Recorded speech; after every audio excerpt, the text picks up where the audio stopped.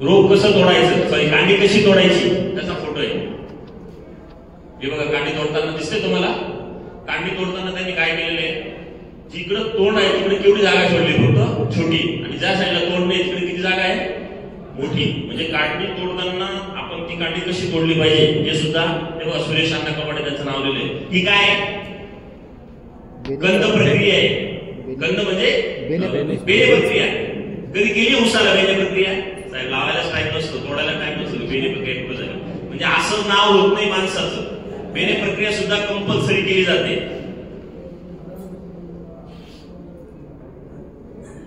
हे बघा 2 प्रयोग होते त्यांचे. 2 सरीमधला अंतर 4.5 फूट, 2 सरीमधलं 7.5 फूट. 7.5 फुटामध्ये 121 टनाचं ॲव्हरेज उत्पन्न मिळाले त्यांना.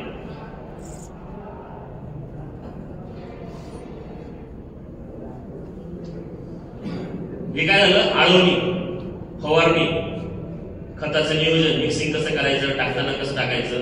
एक बी खत विदाऊट चारी टाकलं जात नाही. असे चारी मारले जाते, चारीमध्ये ते खत टाकलं जातं, ते हाताने मातीने पावड्याने बनलं जातं. इथपर्यंत त्यांचं नियोजन असतं.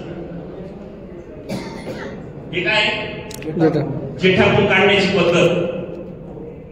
हे काय 8-9 महिन्याचा प्लॉट झाला का खालची जुनी पाचट पूर्ण काढून टाकायची. काय काम नाही का त्यांना? त्या गोमाला सूर्यप्रकाश मिळतो, तेवढं तुमच्या ऊसाची साईज मिळते.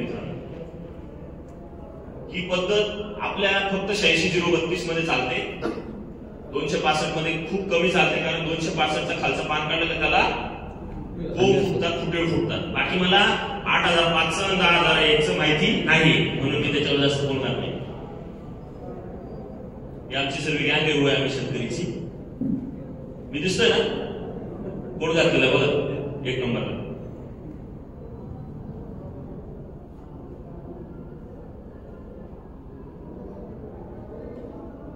हे सर्व ऊसावर काम चालतं. सांगण्याचं तात्पर्य एवढं आहे की ऊस कसा असला पाहिजे याचं जिवंत उदाहरण सुरेश अण्णा कबाडे आहे. खूप मोठं काम आहे. तुम्हाला त्यांचं गायडन्स पाहिजे असेल तर ते सुद्धा तुम्हाला, म्हणजे मी जे बोललो ना तुमच्याशी जवळजवळ आता मी 2 तासापासून तुमच्याशी बोलतोय, 2:45 होऊन गेले.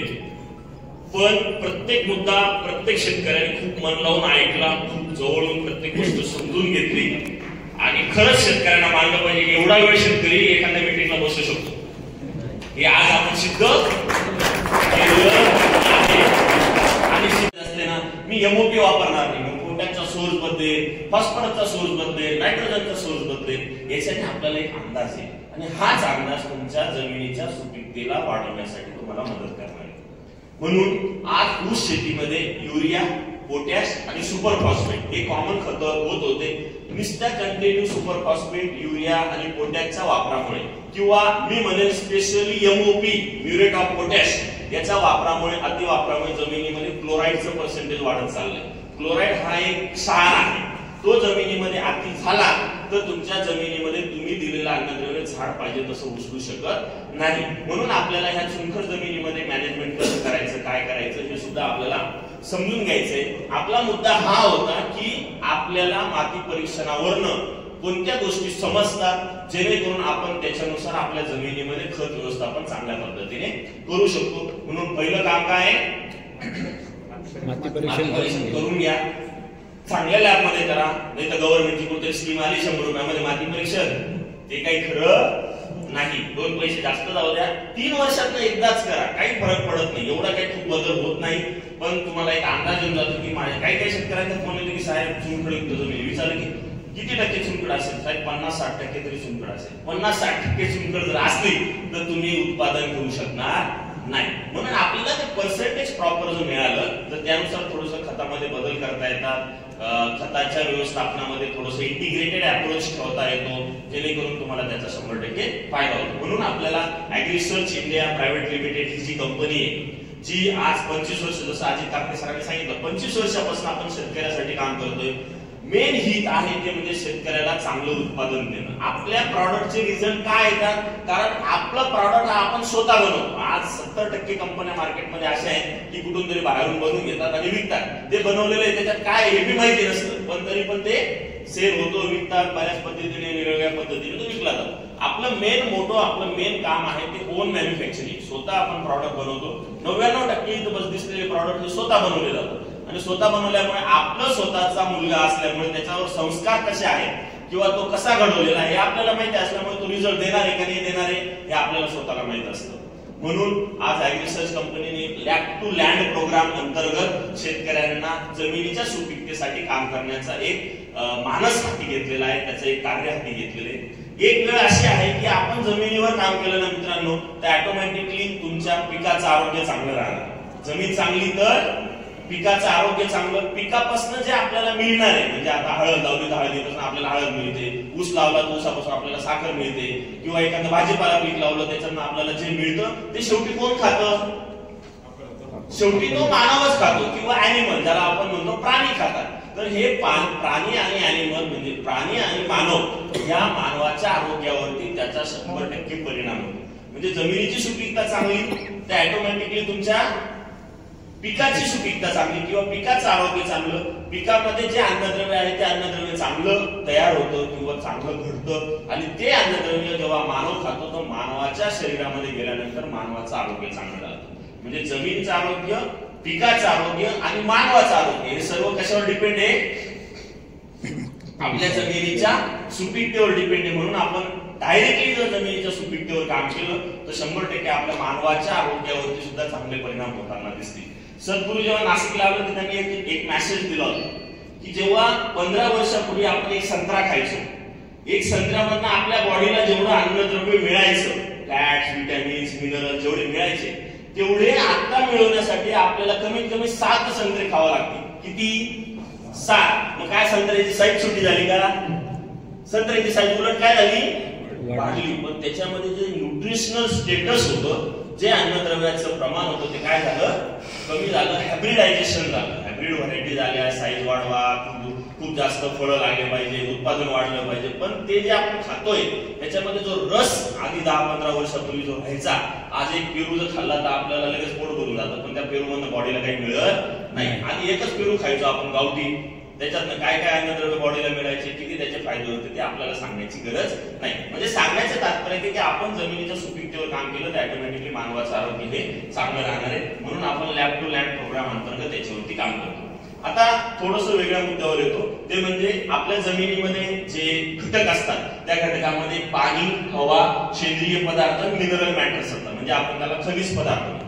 पाणी, हवा, सेंद्रिय पदार्थ आणि खनिज पदार्थ अशा 4 घटकांनी आपली जमीन बनलेली. हॅलो, जो बिबणे येते ना, आवाज येतोय क्लिअर? ओके. तर या 4 घटकांनी जमीन बनत असताना आपण एका गोष्टीवर काम केलं आतापर्यंत बोललो, ते म्हणजे सेंद्रिय पदार्थाचं प्रमाण. ऑर्गॅनिक कार्बन, सेंद्रिय कर्ब किती असला पाहिजे?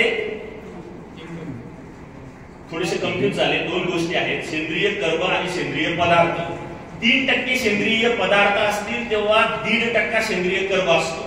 एक ऍव्हरेज 1.73चं एक गुणोत्तर आहे.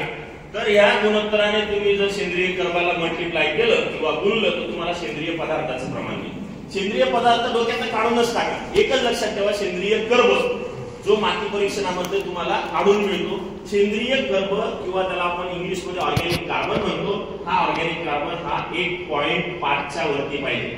मग 1.5च्या वरती लगेच होणार नाहीये. हा 0.5 असेल तर 0.7 वर जाईल, 0.9 वर जाईल, 1 वर जाईल, 1.2 वर जाईल. हळूहळू 2, 3, 4 वर्ष जसं जसं तुम्ही काम करणार तसं तसं तो हळूहळू वाढेल. पण आपल्याला काम करावं लागेल, नाही तर तो कमी बी होऊ शकतो. तुम्ही म्हणतो ना आम्ही सांगतो वाढेल असं, तसा तो कमी पण होऊ शकतो. म्हणून आपल्याला या सेंद्रिय कर्बावर काम करत असताना या मी ज्या पुढे काही गोष्टी सांगणार त्या गोष्टींवर लक्ष देणं गरजेचं आहे. थोडासा वेगळा मुद्दा म्हणजे काय, पाणी व्यवस्थापनाचा मुद्दा इथं या स्लाइड मध्ये मी क्लिअर करून घेतो. आपल्या जमिनीमध्ये पाण्याचं हवेचं गुणोत्तर सारखं असणं, पाण्याचं आणि हवेचं गुणोत्तर सारखं असणं म्हणजे वापसा कंडिशन असणं. तुम्ही वापसा कंडिशन शब्द ऐकलाय सर्वांनी? बरेच लोक म्हणतात, कंपनीवाले येतात, वापसाला पाणी द्या, वापसाला तणनाशक मारा. वापसा म्हणजे काय? म्हणजे म्हणतात माती घ्या, अशी फेका, वर फुटली का वापसा, खाली फुटली का आती पाणी, लयच फुटली तर मग लयच जास्त पाणी. पण हे ठीक आहे, गणित आहे. पण एक शास्त्र लक्षात घ्या, जमिनीमध्ये पाण्याचं आणि हवेचं गुणोत्तर सारखं असतं. पाण्याचं आणि हवेचं गुणोत्तर सारखं असणं म्हणजे वापसा कंडिशन असतं. वापसा का महत्वाची? कारण जर तुम्ही कोणतंही अन्नद्रव्य जमिनीमध्ये दिलेलं असेल तर ते फक्त झाड वापसा कंडिशनलाच उचलतं. वापसा जर नसेल म्हणजे आता समजा हे पाणी हवेचं गुणोत्तर आहे, पाणी जास्त झालं म्हणजे हवा काय होणार ऑटोमॅटिकली हॅलो कमी होणार. पाणी जास्त झालं हवा कमी झाली म्हणजे तुमच्या जमिनीमध्ये काय निर्माण झाली, दलदल निर्माण झाली, ओलावा जास्त निर्माण झाला. ओलावा जास्त निर्माण झाला म्हणजे झाड अन्नद्रव्य उचलणार नाही. समजा उलट झालं, हवेचं प्रमाण वाढलं ऑटोमॅटिकली काय कमी होईल, पाणी कमी होईल म्हणजे जमीन कशी झाली, कोरडी झाली. अशा वेळेस सुद्धा झाड जमिनीमधनं अन्नद्रव्य आणि पाणी उचलत नाही. झाडाला अन्नद्रव्य आणि पाणी उचलण्यासाठी अपटेक करण्यासाठी जमिनीमध्ये वापसा कंडिशन लागते. म्हणून मी आता सकाळी म्हणून दादाची बोलत होतो तेव्हा ते म्हटले की साहेब 1% ड्रिप इरिगेशन सिस्टीम आहे आमच्याकडे. किती टक्का, 1%. बाकी सर्व ऊस रात्री पाणी लावलं तर दुसऱ्या दिवशी दुसऱ्याच्या शेतामध्ये पाणी. आणि मेजर प्रॉब्लेम काय आहे, पाण्यामध्ये क्षारांचं प्रमाण. मुद्दा लक्षात घ्या मला काय, पाण्यामध्ये काय आहे, क्षारांचं प्रमाण. आणि ते पाणी जर तुम्ही असं भयानक दिलं तर तुमच्या जमिनीमध्ये क्षारांचं प्रमाण वाढण्याचं कारण मेजर जे आहे ते खतपेक्षा पाणी नियोजनामुळे बिघडतं. पाणी जर तुमचं क्षारांचं तुम्ही फ्लडने जर दिलं तर त्या पाण्यामध्ये जे क्षार आहे ते जमिनीत जातात आणि पाण्याचं बाष्पीभवन होऊन जातं. काही पाणी झाड उचलून घेतं, पाणी काय होतं, बाष्पीभवन होणं म्हणजे काय, हवेमध्ये उडून जातं. पाण्यामध्ये जे क्षार आहे ते काही उडू शकत नाही. मग ते क्षार कुठं पडतात, जमिनीवर पडतात. मग तुम्हाला जो पांढरा लेयर जो दिसतो तो काय आहे, त्या पाण्यामधले क्षार आहेत. म्हणून पाणी व्यवस्थापनामध्ये माझी मनापासून एक इच्छा आहे की मी जेव्हा पुढच्या वर्षी कमीत कमी 10% शेतकऱ्यांचं ड्रीप इरिगेशन सिस्टीमवर ऊस असला पाहिजे. ही भविष्यातली काळाची सर्वात महत्वाची गरज असणार. बरेच शेतकरी काय म्हणतात की सर ऊसाला ड्रीपची काय गरज आहे. तुम्हाला जर ऍव्हरेज वाढवायचं असेल तर ऊसाला ड्रीपवर आणावंच लागेल. कारण आपण काय करतो, जेव्हा फ्लड पाणी देतो तेव्हा तुमचा जो वापसा असतो तो वापसा कमीत कमी 4 ते 5 दिवस डिस्टर्ब होईल. वापसा डिस्टर्ब होणं म्हणजे शब्द लक्षात आला असेल आता तुम्हाला. वापसा डिस्टर्ब झाला तर ऑटोमॅटिकली तुम्ही 4-5 दिवस जे पाणी दिलेले ते पाण्यामधनं झाड अन्नद्रव्य पाणी घेऊ शकत नाही. अशा वेळी झाडाची वाढ थांबते. झाडाची वाढ थांबली तर ऑटोमॅटिकली आपल्याला जो रिस्पॉन्स झाडापासून मिळाला पाहिजे तो रिस्पॉन्स मिळू शकत नाही. म्हणून फ्लड इरिगेशन ठीक आहे, लगेच बदलणं शक्य नाही. तुमच्याकडे 10 एकर क्षेत्र असेल तर 1 एकर क्षेत्राला यावर्षी ड्रीप इरिगेशन सिस्टीम करून बघा. काय अडचणी येतात, कसं आपण मॅनेज करू शकतो, कसं पाणी म्हणजे खत व्यवस्थापन ड्रीप मधनं करावं असं मी तुम्हाला म्हणणार नाही. पण नुसतं जे तुम्ही पाणी देतात उसाला ते पाणी थोडंसं ड्रीपद्वारे एखाद्या एकरला यावर्षी, पुढच्या वर्षी 2 एकरला, त्याच्या पुढच्या वर्षी 3 एकरला. मित्रांनो तुम्ही जर थोडी प्रॅक्टिस केली तुम्हाला स्वतःला अंदाज येईल की किती मला पाणी कमी लागतंय, किती माझ्या जमिनीची सुपीकता वाढताना मला दिसते आणि सर्वात महत्वाचं किती माझ्या त्या 1 एकर मधलं उत्पादन मला वाढलेलं दिसते. आता सर्वात महत्वाचं जे आहे ते उत्पादन जेव्हा तुम्हाला 10 टन 8 टन जर जास्त झालेलं दिसेल, 10 टन उत्पादन जास्त झालं म्हणजे कसं ऑटोमॅटिकली तुम्हाला वाटेल की नाही उसावर जर ड्रीप असेल तर आपल्याला उत्पादन वाढताना दिसते. मग हळूहळू पुढच्या 2 वर्षामध्ये तुम्ही 2 एकर 3 एकर आपण उसावर आणण्याचा ड्रीपवर आणण्याचा प्रयत्न करा. पण एक कळकळीची विनंती म्हणून प्रत्येक शेतकऱ्यांनी 100% ड्रीपवर आणण्यापेक्षा थोडंसं 1 एकर 2 एकर 3 एकर असं तुमच्या कॅपॅसिटीनुसार थोडंसं ड्रीप इरिगेशन सिस्टीमवर या. याच्याने सर्वात जास्त फायदा माझा होईल. काय की माझ्या जमिनीची सुपीकता चांगली राहील. माझा होईल म्हणजे काय, मी ऍज अ सॉइल सायंटिस्ट म्हणून जेव्हा काम करतो पहिला सर्वात माझं टार्गेट काम असतं ते म्हणजे जमिनीची सुपीकता आपल्याला कमी करता कशी, जमिनीची सुपीकता आपल्याला वाढवता कशी याच्याकडे आपलं लक्ष असतं. म्हणून मी तुम्हाला एक सजेशन दिली की तुम्ही ड्रीप इरिगेशन सिस्टीम वरती उसाला आणण्याचा प्रयत्न करा. तुम्ही म्हणा साहेब ते काढताना तोडताना ते नळ्या तुटतात, उंदरं खातात, काही अडचणी येतात, मध्ये तुटून जाते, ड्रीपने पाणी दिलं का निम्म्या पुढच्या लाईनीला पाणी जात नाही. सर्व अडचणींना आपण सामोरं जाऊ शकतो. त्याला एक सिस्टीम आहे. आपण ड्रीपच्या बुडावर किती दिवस नळी ठेवायची, ऊसाच्या बुडावर किती दिवस नळी ठेवायची, मोकळ्या मधल्या जागेमध्ये किती दिवस नळी ठेवायची याचं एक गणित आहे, एक शास्त्र आहे. कशी सिस्टीम असली पाहिजे, किती ड्रिपर डिस्चार्ज असला पाहिजे, किती तास पाणी दिलं पाहिजे याचं एक शास्त्र आहे. म्हणून आपल्याला ड्रिप इरिगेशन सिस्टीम ही आपल्या ऊसाच्या पिकामध्ये त्याची अंमलबजावणी करणं किंवा त्याचा वापर करणं हा भविष्यासाठी गरजेचा विषय असणार आहे, म्हणून आपल्याला त्याच्यावर काम करायचंय. बरेच लोक आता ड्रिपवर काम करताना काय करतात, डिस्चार्ज रेटवर काम करत नाही. काही लोक म्हणतात की साहेब मी 3 तास बी ड्रिपने पाणी दिलं तरी माझा बोध ओला होत नाही किंवा माझा बोध बाहेर ओल दाखवत नाही. मी काय बोलतो लक्षात येते ना, 3 तास मी पाणी दिलं म्हणजे माझा बोध ओला होत नाही. याचा अर्थ काय, तुम्ही जे पाणी देताय ते पाणी कसं जाते, सर्व उभं जाते. आणि कधीही कोणत्याही पिकाला पाणी उभं जाण्यापेक्षा पाणी कसं पसरलं पाहिजे, आडवंच पसरलं पाहिजे. मग आडवं पसरण्यासाठी आपल्याला ड्रिपर डिस्चार्ज वर काम करावं लागतं. आता हा विषय खूप मोठा आहे, मी एक शॉर्टली सांगतो. ड्रिपर डिस्चार्ज म्हणजे तुमच्या ड्रिपर मधनं पडणारं तासी पाणी, एका तासामध्ये किती लिटर पाणी पडतं. काही काही असे ढुकले येऊन राहिले, काय गडबड, बस नाश्ता दाबून आले का, हॅलो काका काय चाललंय, अजून झोपण्यासारखं बोलत नाही राहून एवढं. तर आपण जे जमिनीमधनं खत देतो ते खत झाडाने खूप चांगल्या पद्धतीने उचलण्यासाठी वापसा कंडिशन या ड्रिपर डिस्चार्ज मधनं आपण मेंटेन करू शकतो. खूप जास्त ड्रिपर डिस्चार्ज असेल किंवा खूप जास्त पाणी पडत असेल, पाण्याचा फोर्स ड्रिपर मधनं जोरात असेल तर पाणी उभं जाणार. पाण्याचा फोर्स ड्रिपर डिस्चार्ज मधनं स्लो असेल तर पाणी हळूहळू आडवं पसरणार. हॅलो लक्षात येते ना, पाणी हळूहळू आडवं पसरण्यासाठी पाण्याचा डिस्चार्ज हा कमी असला पाहिजे. खूप जाड जमीन आहे मग पाणी डिस्चार्ज कमी लागेल का जास्त लागेल, सॉरी ड्रिपर डिस्चार्ज कमी लागेल का जास्त लागेल, जास्त लागेल. खूप जाड जमीन आहे त्यावेळेस पाणी काय लगेच उभं जात नाही. हलक्या जमिनीमध्ये पाणी काय होतं, लगेच उभं निघून जातं. म्हणून जेवढी हलकी जमीन तेवढा ड्रिपर डिस्चार्ज कमी, जेवढी मध्यम जमीन थोडासा त्याच्यापेक्षा जास्त. भारी जमीन म्हणजे, भारी जमीन म्हणजे काय, आज पाणी दिलं तर 10 दिवस 12 दिवस पाणी द्यायची गरज पडत नाही, अशी जाड जमीन तुमच्याकडे मेजरली आहे. तर अशा ठिकाणी ड्रिपर डिस्चार्ज जास्त असला तरी अडचण येते, कारण त्या पाण्यामध्ये त्या जमिनीमध्ये पाणी धरून ठेवण्याची क्षमता ही जास्त असते. म्हणून ती जास्त काळ काम करते, लॉंग टर्म तुमचं आडवं पाणी पसरतं. हे मुद्दे मी तुम्हाला ड्रिप सिस्टीम 1% आहे हे मुद्दे सांगायलाच नको. तरी सुद्धा हळदीला तर 100% ड्रिप असतं.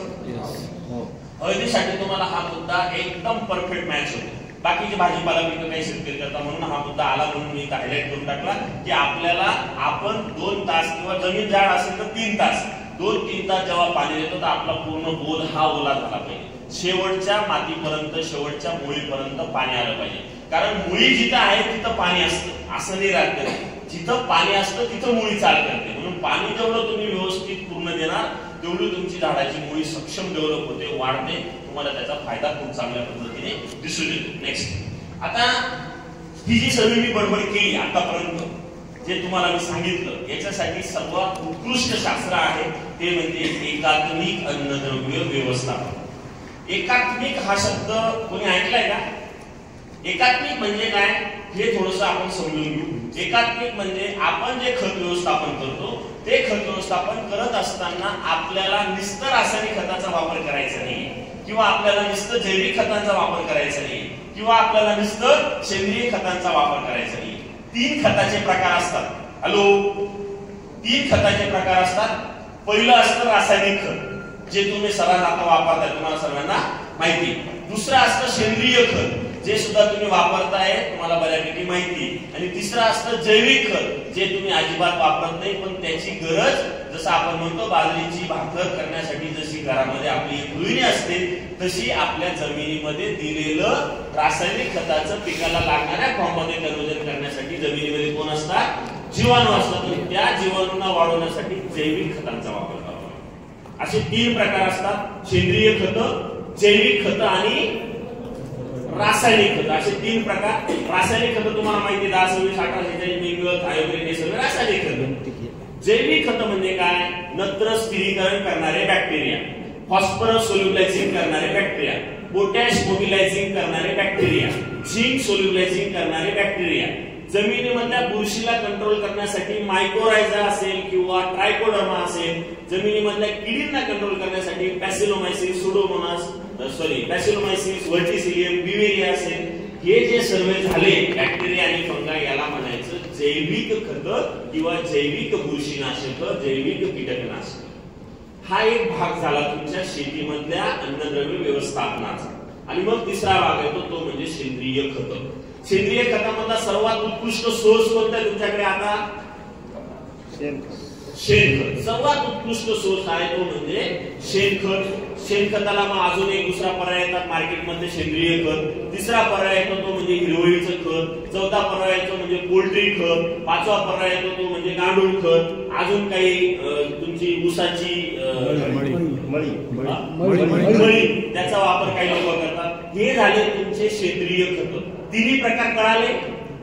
थोडं लक्ष देऊन ऐका प्लीज, खूप महत्वाचे मुद्दे आहेत. तिन्ही प्रकार तुम्हाला अति महत्वाचे आहेत. तिन्ही प्रकारचा वापर जमिनीमध्ये एक समतोल पद्धतीने करणं किंवा एक बॅलन्स फॉर्म मध्ये करणं, याला म्हणायचं त्या पिकाला एकात्मिक अन्नद्रव्य व्यवस्थापन करणं. लक्षात आलं? एकात्मिक म्हणजे सेंद्रिय, जैविक आणि रासायनिक खताचा वापर कशा पद्धतीने केला पाहिजे. आता तुम्हाला एक स्लाइड पुढे घ्यायची, एक स्लाइड दाखवतो. आताची सध्याची स्थिती जी आहे, आपण जे 100% अन्नद्रव्य व्यवस्थापन करतो त्याच्यामध्ये 50 ते 60% वाटा सध्या रासायनिक खताचा होतो. किती टक्के? 50 ते 60%. नाही 50% तर 40% तर अवश्य आहे. उरलेल्या 50% मग 25-30% सेंद्रिय खत वापरले जात आहे. 40% पर्यंत सेंद्रिय खत वापरले जात आहे. फक्त 2-5% असे शेतकरी किती जैविक खतांचा वापर करतायत. मग आपल्याला हा सिनेरिओ थोडासा बदलायचा आहे. जे 50-60% जे रासायनिक खताला तुम्ही जागा दिलेली आहे, किती टक्के? 50-60% जी रासायनिक खताला जी जागा दिलेली आहे ती जागा कोणाला दिली पाहिजे? सेंद्रिय घटकांना, सेंद्रिय खताला दिली पाहिजे. सेंद्रिय खतांचं प्रमाण जेव्हा तुम्ही जमिनीमध्ये 50% पर्यंत वापरणार, एक अंदाज तुम्हाला सांगितला, 50% पर्यंत वापरणार, तेव्हा तुम्ही जो 30-35% रासायनिक खताचा जो डोस देणार आहात तो डोस झाडाला चांगल्या पद्धतीने उपलब्ध होईल. आजच्या शेतीमध्ये मेजर प्रॉब्लेम काय आहे? खत किती जमिनीत दिलं याला महत्व जास्त दिलं जाते. खत किती जमिनीमध्ये दिलं याला महत्व दिलं जाते. 2 गुणी टाकल्या का 3 गुणी टाकल्या का किती डोस टाकले याला जास्त महत्व दिलं जाते. याच्याकडे नाही लक्ष दिलं जात की मी जमिनीमध्ये जे दिलेलं आहे ते झाडाने किती उचललं. हॅलो, झाडाने किती उचललं याला महत्व आहे की नाही? मग झाडाने किती उचललं किंवा कसं त्या खताची कार्य करण्याची क्षमता मला वाढवता येईल याच्याकडे मला लक्ष द्यायचे. ह्याच गोष्टीवरती आपण इथून पुढे जास्त भर देणार आहोत. काय? खताची कार्य करण्याची क्षमता मला कशी वाढवता येईल. खताची कार्य करण्याची क्षमता म्हणजे काय? हा कन्सेप्ट समजला. 2 बॅग मी डीएपीच्या जमिनीमध्ये टाकल्या, तुमच्या पद्धतीने 2 बॅग डीएपी मधनं झाड फक्त 10% उचलते पासून. किती टक्के? 10%. मग मी काय केलं? 2च बॅग जमिनीत टाकल्या, पण झाडाने 15 ते 20% कसं उचलेल याच्याकडे मी लक्ष दिलं. म्हणजे मी डोस वाढवला का? डोस वाढवला नाही. मी डोस तेवढाच ठेवला, पण त्या डोस मध्ये जे अन्नद्रव्य झाड उचलणार होतं ते अन्नद्रव्य जास्तीत जास्त उचलण्यासाठी मी काही प्रॅक्टिसेस मध्ये बदल केला, मी काही गोष्टींमध्ये बदल केला. त्या गोष्टी मी तुम्हाला पुढे सांगणार आहे, पण इथून पुढे आपण त्याच्यावरती जास्त भर देणार आहे. आणि त्याच्यासाठी सर्वात बेसिक कन्सेप्ट आहे ती म्हणजे एकात्मिक अन्नद्रव्य व्यवस्थापन. सेंद्रिय खत आज आता मनोजादा बसलेले बरेच टोपीवाले काका पण आहेत जे 10-15 वर्ष 20 वर्षापासून शेती करतायत. मित्रांनो, जुने लोक 8-8, 10-10 टन शेणखत जमिनीमध्ये टाकायचे की नाही. आता नवीन लोक काय करतायत? चारी मारतायत आणि त्या चारीमध्ये त्या पाठीने थोडं 2 टन 3 टन 4 टन शेणखत टाकतायत. मग काय झालं? शेणखताची क्वांटिटी कमी झाली. शेणखताची क्वांटिटी का कमी झाली? कारण स्वतःच्या गायी, स्वतःच्या म्हशी, स्वतःचे बैल कमी झाले. स्वतःच्या गायी, म्हशी, बैल कमी झाल्यामुळे गोठे कमी झाले, उखडे कमी झाले. उखडे शब्द कळाला? उखडे म्हणजे शेण जिथं आपण साठवतो ते उखडे कमी झाले. त्या उखड्यांचा वापर जो डायरेक्ट शेतात व्हायचा तो ऑटोमॅटिकली काय होऊन गेला? कमी होऊन गेला. आणि विकत शेणखत घेऊन टाकायचं झालं का थळ कुठे बसते? खिशाला. खिशाला जर बसले की तिथं आपण काटकसर करतो. म्हणून तुम्हाला शेणखताला अजूनही जगात पर्याय नाही. शेणखत शेणखतच आहे. नाही वर्षातनं टाकणं झालं, नाही 2 वर्षातनं टाकणं झालं शेणखत, 3 वर्षातनं एकदा तरी तुमच्या एका एकरमध्ये 7-8 टन किलोने 7-8 टन शेणखत हे केलंच पाहिजे. आणि हे शेणखत टाकत असताना बरेच शेतकरी एक चूक करतात, ती म्हणजे कच्च्या शेणाचा जमिनीमध्ये वापर. मित्रांनो, तुम्हाला कंपनीवाले येतील, हा प्रॉडक्ट इथं वापरा, तो प्रॉडक्ट इथं वापरा, याच्याने फुलं येतील, याच्याने फळं येतील, याच्याने साईज वाढेल, हे सांगणारे खूप लोक आहेत मार्केटमध्ये. हॅलो, याच्या बेसिक गोष्टी या शेणखत वापरत असताना खूप मोठे शेतकरी खूप मोठ्या चुका करतात. शेणखत हे कच्च, ओलं, न कुजलेलं जमिनीमध्ये टाकलं जातं आणि हेच शेणखत, ओलं शेणखत तुम्हाला जमिनीमध्ये बुरशीचं प्रमाण वाढवण्यामध्ये कारणीभूत ठरतं. त्याचं जिवंत उदाहरण म्हणजे हळदीला येणारी सड. हॅलो, याचं मेजर कारण आहे ते म्हणजे ओल्या शेणखताचा जमिनीमध्ये वापर. साहेब, मी 4 ट्रॉल्या विकत घेतल्या, 2 महिने बाहेर ठेवलं होतं, भरताना 3च भरल्या. भरताना म्हणजे काय झालं, 1 ट्रॉली कमी झाली, त्याचं दुःख त्याला होतं. पण मित्रांनो, एक लक्षात घ्या, 4 ट्रॉल्या तुम्ही ओल्या जमिनीत टाकण्यापेक्षा 2, 2.5, 3 ट्रॉल्या कुजलेल्या जमिनीत टाका. तुम्हाला त्या 4 ट्रॉलीपेक्षा ह्या 3 ट्रॉल्या, 2.5 ट्रॉल्या 3 वर्ष जमिनीमध्ये काम करताना दिसतील. लक्षात आलं माझा मुद्दा? हायलाइट केला, डोक्यात बसला. कुजलेलं शेणखत जमिनीमध्ये जायला पाहिजे. तर काही बांधकार असं म्हणतात, साहेब काय बाहेर कुजणं काय, जमिनीत कुजणं काय, जमिनीत टाकून घेऊन नाही या वर्षी लागेल पुढच्या वर्षी लागेल, बरोबर नाही, पुढच्या वर्षी त्याच्या पुढच्या वर्षी लागेल, असं नसतं मित्रांनो. हे शास्त्र आहे. जमिनीमध्ये जेव्हा ओलं शेणखत तुम्ही टाकतात तर जमिनीमध्ये जे बॅक्टेरिया अन्नद्रव्य उपलब्ध करून देण्याचं काम करतात ते बॅक्टेरिया या शेणाला कुजवण्यामध्ये त्यांची एनर्जी घालून देतात. दुसरी गोष्ट, ओलं असलं का तिथं अनएरोबिक बॅक्टेरिया वाढतात, ज्यांना हवेची गरज नाही असे बॅक्टेरिया तिथे काय होतात, वाढून जातात आणि तिथं बुरशी वाढते, फंगस वाढते, कंदकुज वाढते आणि त्याच्यामुळे तुमची मुळी खराब होते. मुळी खराब झाली म्हणजे काय खराब झालं, तोड. झाडाचं तोड म्हणजे मुळी. तोड खराब असेल तर त्या माणसाचं कोणी येतं का? हॅलो, याचं तोडच खराब झालं, याचं दर्शन बी होतं. तसं ती मुळी बी जरी खराब असेल तर तुम्ही दिलेलं अन्नद्रव्य झाड उचलणार नाही. म्हणून शेणखत टाकत असताना ते चांगलं कुजलेलंच पाहिजे. नसेल कुजलेलं तर त्याची भट्टी लावा, 2 महिने त्याला कुजवा, त्याच्यावर बॅक्टेरिया टाका, थोडा युरिया टाका, सुपर फॉस्फेट टाका, मिक्स करा, चांगलं एकजीव होऊ द्या आणि पूर्ण असं तुमच्या हातामध्ये शेणखत घेतल्यानंतर त्याचा असा चुरा झाला पाहिजे. असं कुजलेलं शेणखतच तुमच्या जमिनीत जायला पाहिजे. मुद्दा क्लिअर झाला? हा मुद्दा प्रत्येक पिकाला लागू होईल. मेजरली हळद, ज्याच्यामुळे तुमच्या जमिनीमध्ये कुजीचं प्रमाण वाढत वाढत वाढत वाढत आज अशी स्टेज येते की तुम्ही हळदीला काढून टाकलेले काही वाईट अवस्था जमिनीमध्ये होते. आणि उसाला सुद्धा असेल तसं. उसाला मध्ये ऊसमध्ये कसं आहे, थोडी कॅपॅसिटी आहे सहन करण्याची, मुळीच खाली असते, त्याच्यामुळे अडचण येत नाही, त्याच्यामुळे तुम्हाला त्याचा फायदा होताना दिसतो. म्हणून शेणखत टाकत असताना ते कुजलेलं टाका. नेक्स्ट पुढे येऊ. दुसरी गोष्ट, हिरवळीच्या खतांचा वापर. म्हणून आता हिरवळीचं पीक करतात ते. मला सांगा, ऊस म्हटलं ना, ऊस, तर ऊसासाठी तुम्हाला ऑप्शन असेल ते म्हणजे हिरवळीच्या खतांचा तुमच्या शेतीमध्ये वापर. तुम्ही साधारणतः पहिल्या पावसाला हिरवळीचं पीक केलं, 1.5 ते पावणे 2 महिन्यामध्ये फुलधारणेला हिरवळीचं पीक येतं. फुलधारणेला आलं का त्याला काय करायचं, कापून आणि विकून टाकायचं. काय करायचं, जमिनीमध्ये गाडायचं. ताग असेल, ताग माहितीये ना, धेंचा असेल, बेस्ट हिरवळीचं खत, ताग, धेंचा, चवळी, मूग, उडीद, हरभरा हे सुद्धा हिरवळीचे पीक आहे. पण हरभरा काढा उपटून आणि ते विकायसाठी नाही. फुलधारणा अवस्थेमध्ये पीक आलं तर त्याला काय करायचं, जमिनीमध्ये काढायचं. जमिनीमध्ये त्याचं रूपांतर, कन्व्हर्जन कशात करायचं, सेंद्रिय खतामध्ये करायचं. तुम्ही नाही, मी वर्षाला नाही म्हणत, पण 3 वर्षातून एकदा तरी हिरवळीचं पीक तुमच्या जमिनीमध्ये व्हायलाच पाहिजे. तरच तुम्ही तुमच्या जमिनीमधनं पिकाचं उत्पादन वाढवू शकणार. नाही तर हिरवळीचं पीकच केलं नाही, रासायनिक खत बी टाकलं, सेंद्रिय खत बी टाकले तरी तुमचा उपयोग नाही. मित्रांनो, एका एकरमध्ये एका वर्षामध्ये जर तुम्ही हिरवळीचं पीक केलं तर तुम्ही 5 टन शेणखत जमिनीमध्ये टाकल्यासारखं त्याचा अर्थ होतो. किती टन? 5 ते 6 टन शेणखत तुम्हाला जमिनीमध्ये टाकण्यासारखा त्याचा अर्थ होत असतो. म्हणून हिरवळीचं पीक हे कंपल्सरी प्रत्येक शेतकऱ्याने तुम्हाला 3 वर्षातनं त्या जमिनीमध्ये हिरवळीचं पीक होईल अशा पद्धतीने त्याचं काय ठेवायचंय, रोटेशन ठेवायचं. मुद्दा लक्षात आला?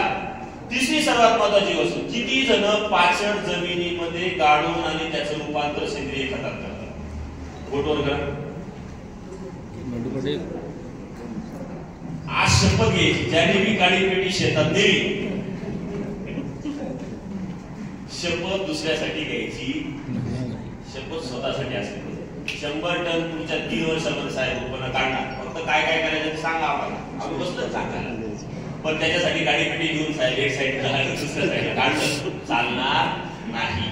तुम्हाला 65 हे जे ऊसाचं एक ट्रॉ मॅटर म्हणतो आपण त्याला, याच्यामध्ये जो न्यूट्रिशनल स्टेटसचा अभ्यास केला, जर तुम्ही 1 एकर मधलं ऊसाचं पाचट जमिनीमध्ये जर काढलं तर तुम्हाला जमिनीमध्ये 7 ते 8 टन शेणखत टाकल्यानंतर जेवढं अन्नद्रव्य मिळतं तेवढं अन्नद्रव्य तुम्हाला ऊसाच्या पाचटीपासून मिळतं. सिंपल आहे की तुम्हाला साहेब कोण कुटी करेल, कोण त्या वरच्या त्या याच्यावरचं बाजूला काढेल, कोण त्याला माती आड करेल, कोण त्याला थोडस जैविक खतांचा वापर, युरिया कोण करत बसेल. रिकाम ते उद्योग काही सांगू नका.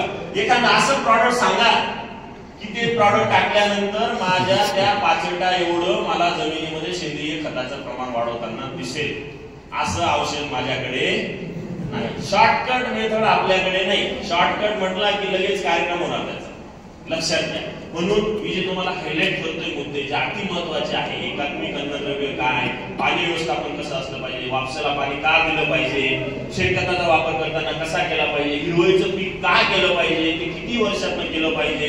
काही लोकांना दरवर्षी हिरवळीचं पीक करा शक्य नाहीये शेतकऱ्याला. आणि मी एक शेतकऱ्याचा मुलगा आहे, स्वतः सर्व गोष्टी केलेल्या, ऊस लावलेले, टिपली लावलेली आहे, रोपं लावलेले, कांदे लावलेले, बारे दिलेले, मोटरी चालू केलेले, सर्व गोष्टी केलेल्या आहेत, जवळून गेलेल्या आहेत सगळ्या. गड्याबरोबर शेतांमध्ये कडवा असलेला आहे, खतं वाहिलेले. त्याच्यामुळे मी तुमच्याशी जे बोलणार आहे ना, हे प्रॅक्टिकली तुम्ही जे करू शकाल तेच बोलणार आहे. नाही तर सायंटिस्ट बरोबर 5% सेंद्रिय पदार्थाचं प्रमाण शेतीमध्ये पाहिजे. शक्य का? मग आम्ही म्हणतो 3% तरी आणण्याचा प्रयत्न करा, जेणेकरून जो आहे तो तरी टिकून राहील. प्रयत्न केल्याने वाढायचा तो विषय लांब राहिला, पण जो आहे तो तरी टिकून राहील. म्हणून पाचटाचा तुम्ही जर उपयोग शेतीमध्ये जर कन्व्हर्जन म्हणून करून घेतला तर त्याचा खूप जबरदस्त फायदा तुम्हाला दिसून येतो. खूप सारे व्हिडिओ मार्केटमध्ये आहे, खूप साऱ्या मेथड्स मार्केटमध्ये आहे की त्याचा वापर करून तुम्ही पाचट व्यवस्थित कुजू शकता, कुटू शकता, त्याचं रूपांतर सेंद्रिय खतामध्ये करू शकता. पण त्याच्याशिवाय तुम्हाला टनेज वाढवता येणार नाही. लक्षात आलं? जायचं पुढे. Hello, okay. नेक्स्ट नंतर मायक्रोरायझरचा वापर, गांडूळ खताचा वापर. गांडूळ खत हे काळं सोनं आहे मित्रांनो. शब्द एकदम सिंपल आहे. काळं सोनं म्हणजे काय? सोन्याला जसं आज महत्व तसं गांडूळ खताला महत्व. आधी आपल्याला कुठेतरी बेडवर कोरले का गांडूळ खत दिसायचे, आता डोळ्याला दिसतात का? कारण ते तरी एवढे असल्यामुळे दिसतात डोळ्याला. बॅक्टेरिया, फंगाय, ऍक्टिनोमायसिस आपल्या डोळ्याला दिसतच नाही. हा बॅक्टेरिया चालला, हा फंगाय चालला असं आपण म्हणतो. कधी आपल्या डोळ्याला दिसत नाही म्हणून तो कमी झाला का वाढला हे आपल्याला काही कळत नाही. म्हणून मग पुण्याचं ते 2,4-D मारा, ग्लायफोसेट मारा, तणनाशकांचा अति वापर करा, मशागत न करता ऊस पीक कसं काढता येईल याच्यावरती लक्ष द्या. पाचट जाळून टाकायची का? कारण किडे माकोडे खूप होत असाय, ते कुजत नाही, पाणी व्यवस्थित पित नाही. सर्व माहिती मला. पाणी व्यवस्थित पित नाही, एका साईडला निघून जातं, आणि नंतर मग मध्ये ट्रॅक्टर टाकता येत नाही, नागर टाकता येत नाही, बैल चालत नाही, ते गुंतून जातं. सर्व अडचणी आपल्याला माहिती. पण प्रत्येकाला एक साधन आहे, प्रत्येकाला एक मार्ग आहे. तो मार्ग काढल्याशिवाय तुम्हाला उत्पादन वाढवता येणार नाही. आज जो 153 टनापर्यंत जो शेतकरी पोहोचला आहे त्याने मागच्या 20 वर्षामध्ये आपल्या शेतामध्ये काळी पेटी नेलेली नाही. जे तुम्हाला वाटतं ना खूप सोपं आहे 100 टन, हे काही तेवढं मी सोपं नाही. 15 ते 20 वर्ष त्याच्या वडिलांशी मी बोलतो, साहेब म्हणे आमच्या वडिलांनी सुद्धा काळी पेटी शेतामध्ये नेलेली नाही. त्याचं वर्ष, त्याचं वय असेल 42-43. तुम्ही विचार करा काय त्या शेतीची अवस्था असेल, किती जबरदस्त ऑर्गॅनिक कार्बन असेल, किती जबरदस्त बॅक्टेरिया असेल. काय बाहेरून बॅक्टेरिया द्यायची गरज शेताला? ऑलरेडी आहे तिथं. आज आपल्या जमिनीला गरज काय? कारण जमिनीमध्येच बॅक्टेरिया कमी झाले. म्हणून मी तुम्हाला जे अन्नद्रव्य व्यवस्थापनाचा टेबल किंवा शेड्यूल सांगणार आहे त्या शेड्यूल मध्ये नुसतं रासायनिक खत टाकलेलं तुम्हाला दिसणार नाही. तिथं कुठेतरी मायक्रोरायझा असेल, तिथं एनपीके बॅक्टेरियाचा कॉन्सोर्शिया असेल, जेणेकरून ते दिल्याने तुम्ही दिलेलं रासायनिक खत झाडाला जास्तीत जास्त उपलब्ध होईल, अवेलेबिलिटी जास्त होईल, उपलब्धता त्याची वाढेल. म्हणून आपल्याला थोडंसं मायक्रोरायझरचा वापर, अॅमिनो ऍसिडचा वापर, स्लरीचा वापर. किती जणांकडे स्लरीचा गाडा आहे? स्लरी किती जणांकडे? एक बोट वर झाला. किती जण स्लरी बनवतात? किती जणांना स्लरी म्हणजे माहिती आहे? प्रत्येक शेतकऱ्याकडे आज सर्वात जबरदस्त काळाची गरज आहे ती म्हणजे प्रत्येक शेतकऱ्याकडे 400-500 लिटरची एक स्लरीची टाकी असली पाहिजे, सिमेंटची टाकी. तुम्ही त्याच्या टाका नाही 25-30-40 किलो शेणखत टाका, थोडं गोमित्र, थोडं काळा गूळ, बेसन पीठ, पाणी टाका.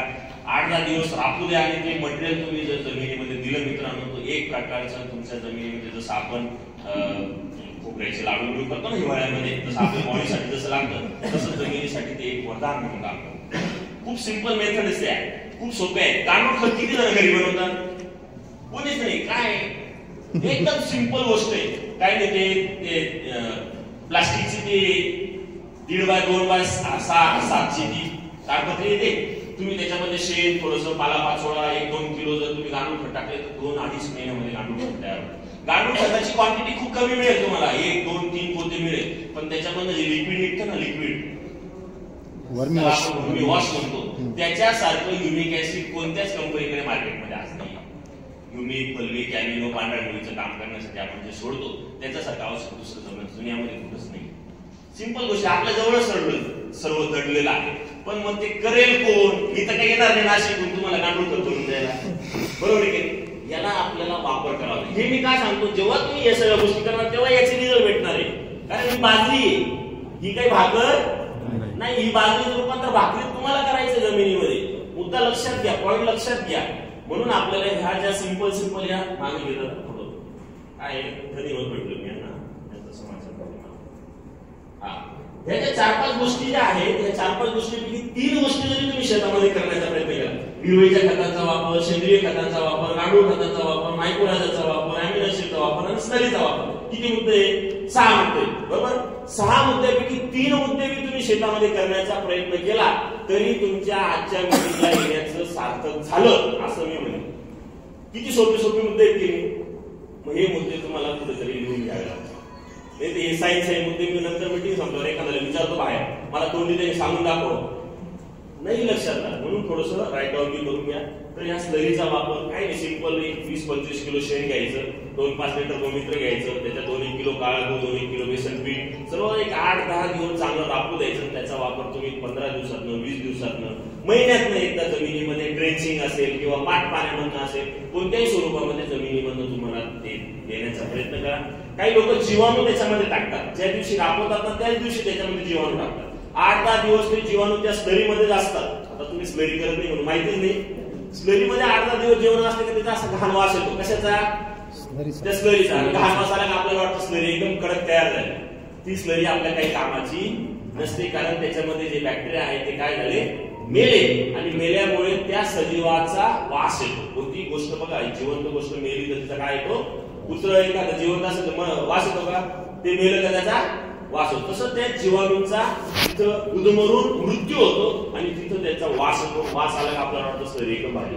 सांगणारे म्हणतात की चांगला 8 दिवस राखू दे, बरोबर आहे? तर अशा वेळेस ते गणित बिघडतं. म्हणून बॅक्टेरिया तुम्हाला स्लरी मधून द्यायचे असतील, आता काही लोक करत असतील म्हणून हा मुद्दा मी लगेच हायलाइट करून टाकला की बॅक्टेरिया द्यायचे असतील तर आगल्या दिवशी तुम्ही त्या स्लरीमध्ये टाका आणि दुसऱ्या दिवशी जमिनीमध्ये जायला पाहिजे. अशा पद्धतीने त्याचा वापर करण्याचा प्रयत्न. ओके, पुढे जायचं का थांबायचं? साहेब आलोय आम्ही ऊस शिकायला, तुम्ही अजून ऊसाचा मुद्दाच काढला नाही, बरोबर आहे की नाही? तर आता आपण थोडं अजून मुद्दे घेण्याचा प्रयत्न. नेक्स्ट, पिकाला जवळजवळ 16 ते 17 अन्नद्रव्यांची गरज असते मित्रांनो. 16 ते 17 अन्नद्रव्यापैकी 3 अन्नद्रव्य आपल्याला बाहेरून देण्याची गरज पडत नाही. एक म्हणजे कार्बन, दुसरा म्हणजे हायड्रोजन, तिसरा म्हणजे ऑक्सिजन. हे 3 अन्नद्रव्य तुमच्या झाडामध्ये 94% काम करतात. किती टक्के? 94. ही सगळी जगमारी किती टक्क्यासाठी आहे? फक्त 4-5% बस. मग आपल्याला या 4-5%ला महत्व किती द्यायचं हे समजून घ्या. बरेच शेतकरी ऊस म्हटलं की फक्त युरिया, DAP आणि सुपर फॉस्फेट किंवा त्याला आपण काय म्हणतात दाणेदार, बरं तेवढं NPK म्हणजे नंतरच पुरत पाला. दुय्यम अन्नद्रव्य म्हणजे काय, सूक्ष्म अन्नद्रव्य म्हणजे काय, त्याचं महत्व किती आहे हे शेतकऱ्याला अजून बी कळत नाही किंवा समजून घेण्याचा तो प्रयत्न करत नाही. तुम्हाला जे 4-5% मी तुम्हाला जे सांगितलं, या 4-5% 3 प्रकारचे अन्नद्रव्य येतात. एक म्हणजे मुख्य, समजून घ्या, तुम्हाला या गोष्टी डिटेलमध्ये जरी माहिती असतील तरी समजून घ्या. मुख्य, दुसरा असतं ते म्हणजे दुय्यम आणि तिसरा असतं ते म्हणजे सूक्ष्म.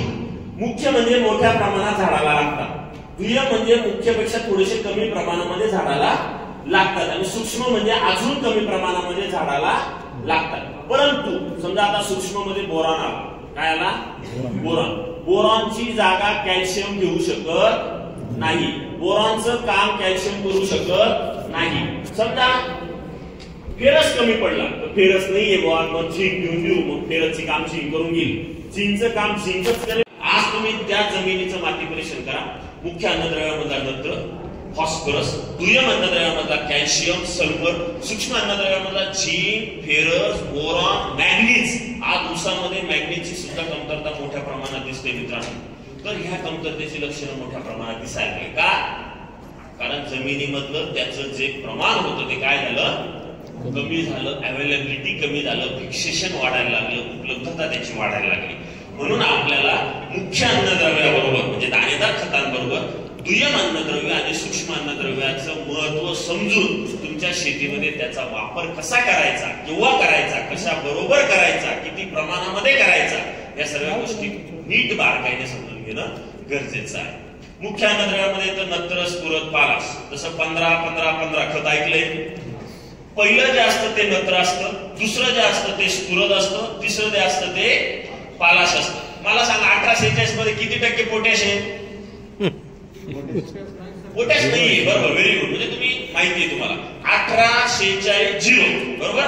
म्हणजे त्याच्यामध्ये 18 नत्र आहे, 46 स्फुरद आहे आणि 0% पालाश आहे. 24-24-0 नत्र 24, स्फुरद 24, 0 पालाश. ज्या खतामध्ये पालाश 0 आहे अशा खताबरोबर तुम्हाला पोटॅश टाकावं लागतं. ज्या खतामध्ये ऑलरेडी पोटॅश आहे त्या खतामध्ये पोटॅश सेपरेट टाकायची गरज पडत नाही. म्हणून हा मुद्दा लक्षात घ्या. मुख्य म्हणजे नत्र, स्फुरद, पालाश.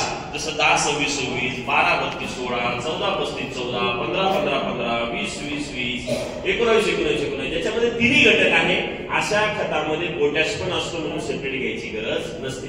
पण काही असे खत आहे जसं की फॉर एक्झाम्पल 18-46, 24-24-0, परत 20-20-08. म्हणजे आता जो 8 जो आहे तो वाटतो काही लोकांना की हा पोटॅश आहे. पण जो 20-20-08 म्हणजे 4 नंबरचं जे असतं ते असतं सल्फर. 4 नंबरचं असतं ते म्हणजे सल्फर. 20-20-08 किंवा 24-24-08, 24-24-08, 20-20-0-13 आहे. 20-20-08 नाही, 20-20-0-13. 13 काय आहे? सल्फर आहे. आणि 24-24-08 काय आहे? सल्फर आहे. बरोबर. तर हा जो 0 असतो त्या ठिकाणी तुम्हाला पोटॅश ऍड करावा लागतो, टाकावा लागतो. मग काही शेतकऱ्यांचं कॉम्बिनेशन खूप विचित्र असतं. काय करतात? 2 बॅग DAP, 1 बॅग 15-15-15, 1 बॅग 10-26-26. अरे तुम्ही झाडाला ग्रेड देताय का NPK देताय? झाडाला कसली गरज आहे? NPKची गरज आहे. मग ग्रेड मिक्सिंग करताना फक्त नत्र, स्फुरद, पालाश 10-26-26 2 बॅग दिला तर कशाला पोटॅश साठी वेगळं खत द्यावं लागेल, 18-46 वेगळं द्यावं लागेल, सुपर फॉस्फेट वेगळं द्यावं, गरजच नाहीये. मग तिथं आपला काय वाढून जातो? खर्च वाढून. मायक्रोन्यूट्रनचा वापर अजिबात शेतकरी करत नाही. कुठेतरी केला तर तो मिक्सिंग करून टाकतो, कशात तरी टाकून देतो. मग तिथं सुद्धा सर्व गणित आपण जे खताचं दिलेले ते पण बिघडतं, अवेलेबिलिटी होत नाही, उपलब्धता होत नाही. म्हणून आपल्याला खत व्यवस्थापनामध्ये मी जे सूक्ष्म अन्नद्रव्य, आता मी मुख्य अन्नद्रव्याविषयी तुमच्याशी बोललो. दुय्यम अन्नद्रव्यामध्ये येतं कॅल्शियम, मॅग्नेशियम आणि सल्फर. दुय्यम अन्नद्रव्यामध्ये कोणते घटक येतात? कॅल्शियम, मॅग्नेशियम आणि सल्फर, त्याला गंधक म्हणतो आपण. हे झाले दुय्यम अन्नद्रव्य. आणि नंतर सूक्ष्म अन्नद्रव्य येतात ते म्हणजे ferrous, manganese, zinc, copper, boron, molybdenum, chlorine, nickel असे 8 सूक्ष्म अन्नद्रव्य आहेत.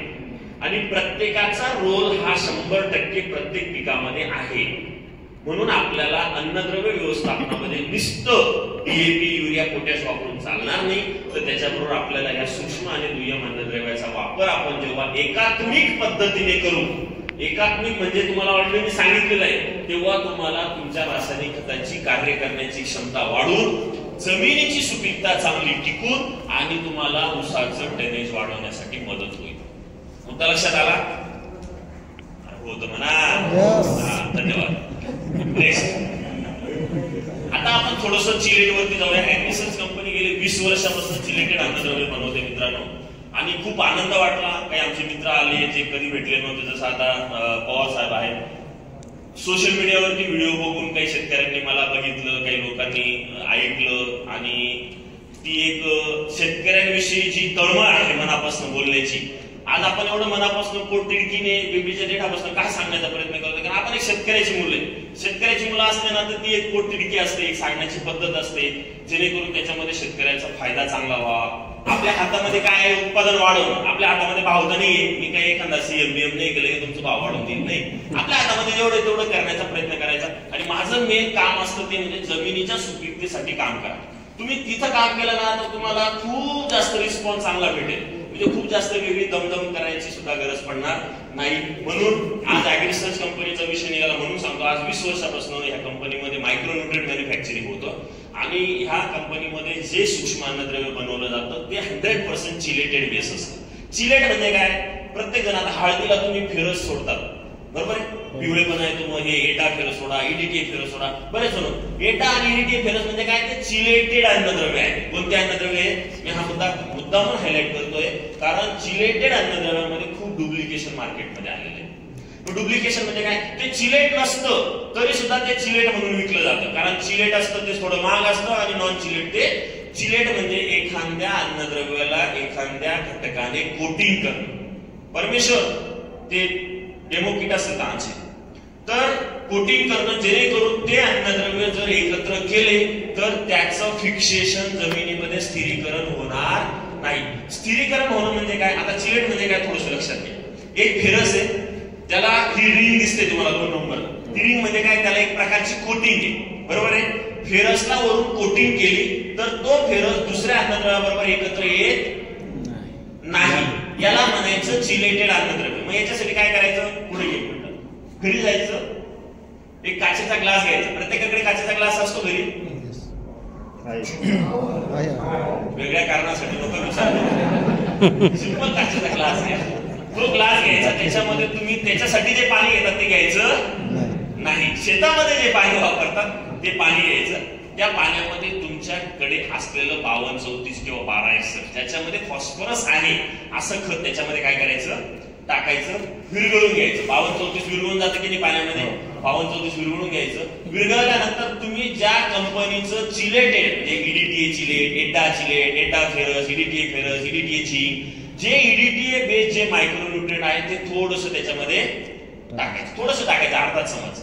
कशामध्ये टाकायचं? 52-34च्या पाण्यामध्ये. 52-34च्या पाण्यामध्ये तुम्ही जेव्हा फेरस टाकलं किंवा झिंक टाकलं तर ते द्रावण तुम्हाला, जसं इकडे फोटो दिसतोय ना नितळदार, ते द्रावण तुम्हाला फुटलेलं दिसायला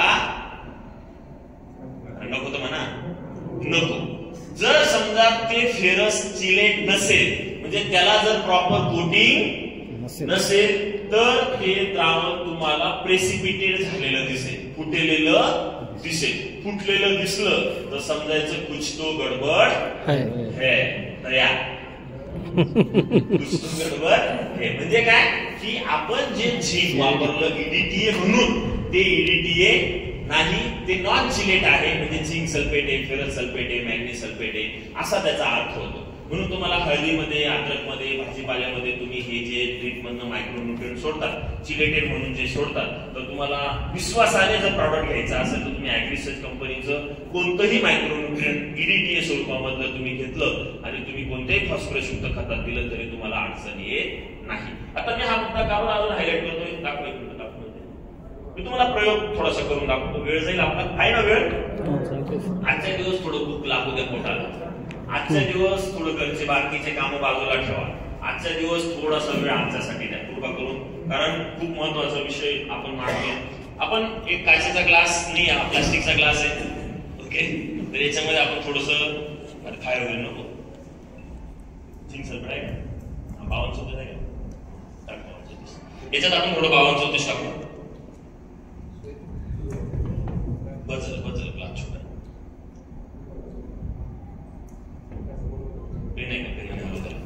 ते 52-34 टाकलं. 52-34 विरघळून जाईल पाण्यामध्ये. हा प्रयोग तुम्ही घरी जाऊन करू शकता. विरघळू त्याला,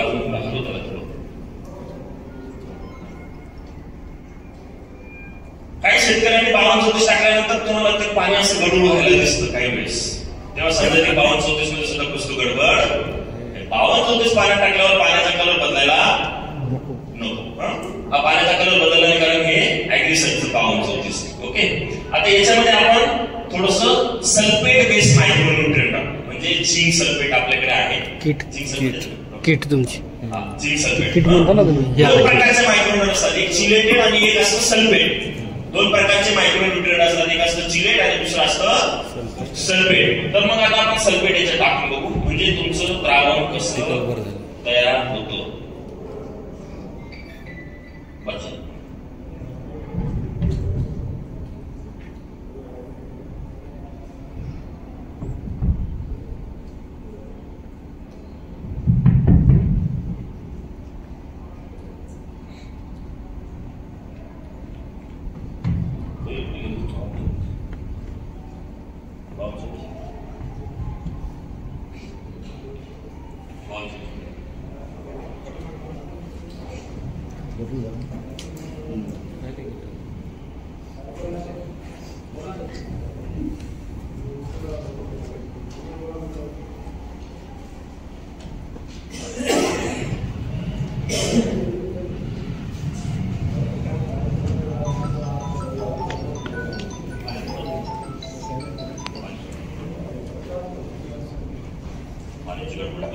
आता तुम्हाला हे द्रावण जे दिसतंय ते द्रावण कसं दिसतंय? कडू दिसतंय. म्हणजे या द्रावणामध्ये जो 05234 होता तो 05234 झिंक सल्फेट मधला झिंक एकत्र आला आणि ते द्रावण तुम्हाला असं प्रेसिपिटेट फुटलेलं दिसतंय. म्हणजे काय झालं की याच्यामधला झिंक आणि हा फॉस्फरस एकत्र आला, झिंक फॉस्फेट तयार झालं. आता हे द्रावण हे जे पाणी घेतलंय हे जारचं पाणी हे कसं असतं? फिल्टर केलेलं असतं. त्याच्यातले क्षार काय असतात? पूर्ण निघून गेलेलं असतात. जर साधं नळाचं पाणी घेतलं असतं हे द्रावण अजून तुम्हाला फुटलेलं दिसलं असतं. लक्षात येते आम्हाला काय म्हणायचं? हे द्रावण जारचं असल्यामुळे तुम्हाला एवढं प्रेसिपिटेशन दिसत नाही. डायरेक्ट दह्यासारखं द्रावण फुटतं.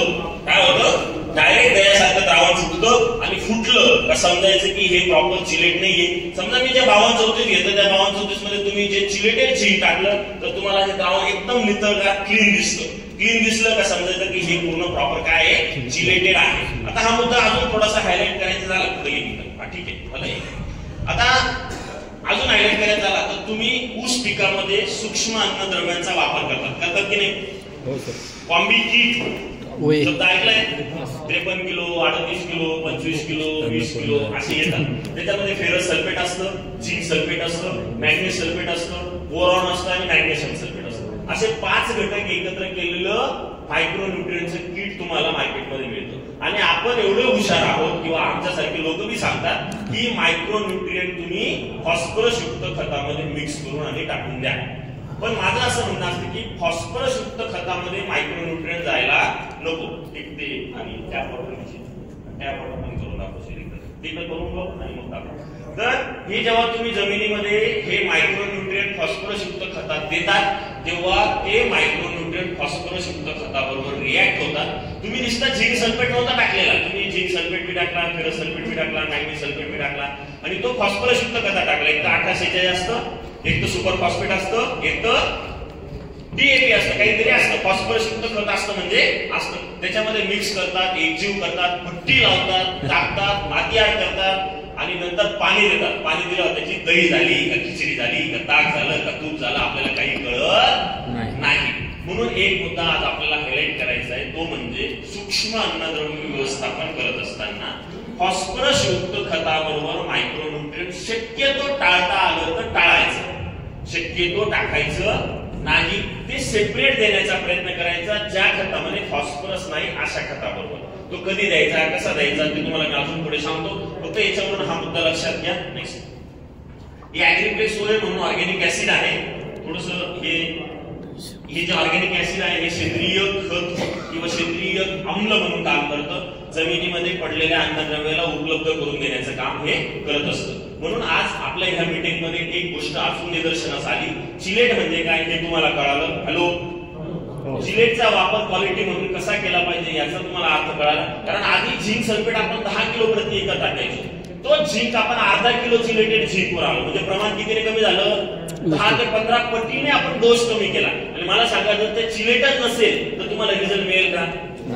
म्हणून आपल्याला हा पण मुद्दा लक्षात आला. दुसरी गोष्ट, ऊसामध्ये अन्नद्रव्य व्यवस्थापन करत असताना मायक्रोन्यूट्रिएंट सूक्ष्म अन्नद्रव्य ज्याच्यामध्ये फेरस आहे, मॅग्नेशियम, झिंक आहे, कॉपर आहे याचा वापर शक्यतो मुख्य अन्नद्रव्य युक्त खतामध्ये करणं आपल्याला टाळायचं. जर समजा करायचाच असेल किंवा टाइम नाही सर, डबल डोस टाकणं शक्य नाही, माजूर मिळत नाही, मिक्स करायला अडचण येते, करायचाच असेल तर मायक्रोन्यूट्रिएंट घ्यायचं आणि ते एखाद्या सेंद्रिय खतामध्ये मिक्स करायचं. समजा तुम्ही आपल्या कंपनीचं मोलार घेतलं, आता मोलार इथं नाही वाटतं, मोलार मायक्रोन्यूट्रिएंट आपल्या कंपनीचं आहे, तुम्ही ते घेतलं 10 किलो प्रति एकर. तर मोलारला काय करायचं, डायरेक्ट 15-15 मध्ये किंवा 18-46 मध्ये टाकायचं नाही. मोलारला आधी आपल्या घरी काहीतरी शेणखत विकत असतं ना, 40-50 किलो 2-1 पाट्या शेणखत घ्यायचं. त्या शेणखतामध्ये मोलार एकत्र करायचं, एकजीव करायचं, पूर्ण हलवून घ्यायचं आणि मग ते एकजीव केलेलं मटेरियल 15-15 किंवा 18-46 किंवा 10-26 मध्ये मिक्स करायचं. याच्याने काय होईल की नॅचरल त्या शेणखतामुळे तुमच्या त्या मायक्रो न्यूट्रिएंटला कोटिंग होईल, चिलेशन होईल. चिलेशन शब्द लक्षात आला, चिलेशन होईल. चिलेशन झाल्यामुळे तुमचा तो जो मायक्रो न्यूट्रिएंट जमिनीमधनं फिक्स होणार होता तो फिक्स न होता पिकाला हळूहळू जास्त काळ उपयोगात येईल. हा जो तुम्हाला मी 153 वाला शेतकरी सांगितला, त्या शेतकऱ्यांनी मायक्रोन्यूट्रिएंट दाणेदार स्वरूपामध्ये जमिनीमध्ये एक दाणा सुद्धा दिला नाही. फक्त मिंगल आणि थायोग्रीनचं ऍप्लिकेशन व्हायचं. मिंगल तो तुम्हाला माहिती असेल, खूप मोठा ब्रँड आहे आपला. मिंगल आणि थायोग्रीनचं त्याला मी डोस बनवून दिलेले होते, त्या पद्धतीने त्याचं ऍप्लिकेशन व्हायचं. मायक्रोन्यूट्रिएंट म्हणजे मराठीमध्ये सूक्ष्म अन्नद्रव्य, बरोबर आहे की नाही? सूक्ष्म म्हणजे काय, खूप कमी प्रमाणामध्ये गरजेचे असते. जसं भाजी बनवताना भाजीमध्ये आपण मीठ टाकतो, मसाला टाकतो, तसं आपल्याला भाजीमध्ये मीठ जास्त झालं तरी प्रॉब्लेम आहे, कमी झालं तरी प्रॉब्लेम आहे. मग जसं भाजीमध्ये मिठाचं महत्व असतं तसं पिकाच्या अन्नद्रव्य व्यवस्थापनामध्ये सूक्ष्म अन्नद्रव्यांचं महत्व असतं. जसं आपण जेवणाची ताटी ना, जेवणाच्या ताटीमध्ये भाजी असते, पोळी असते.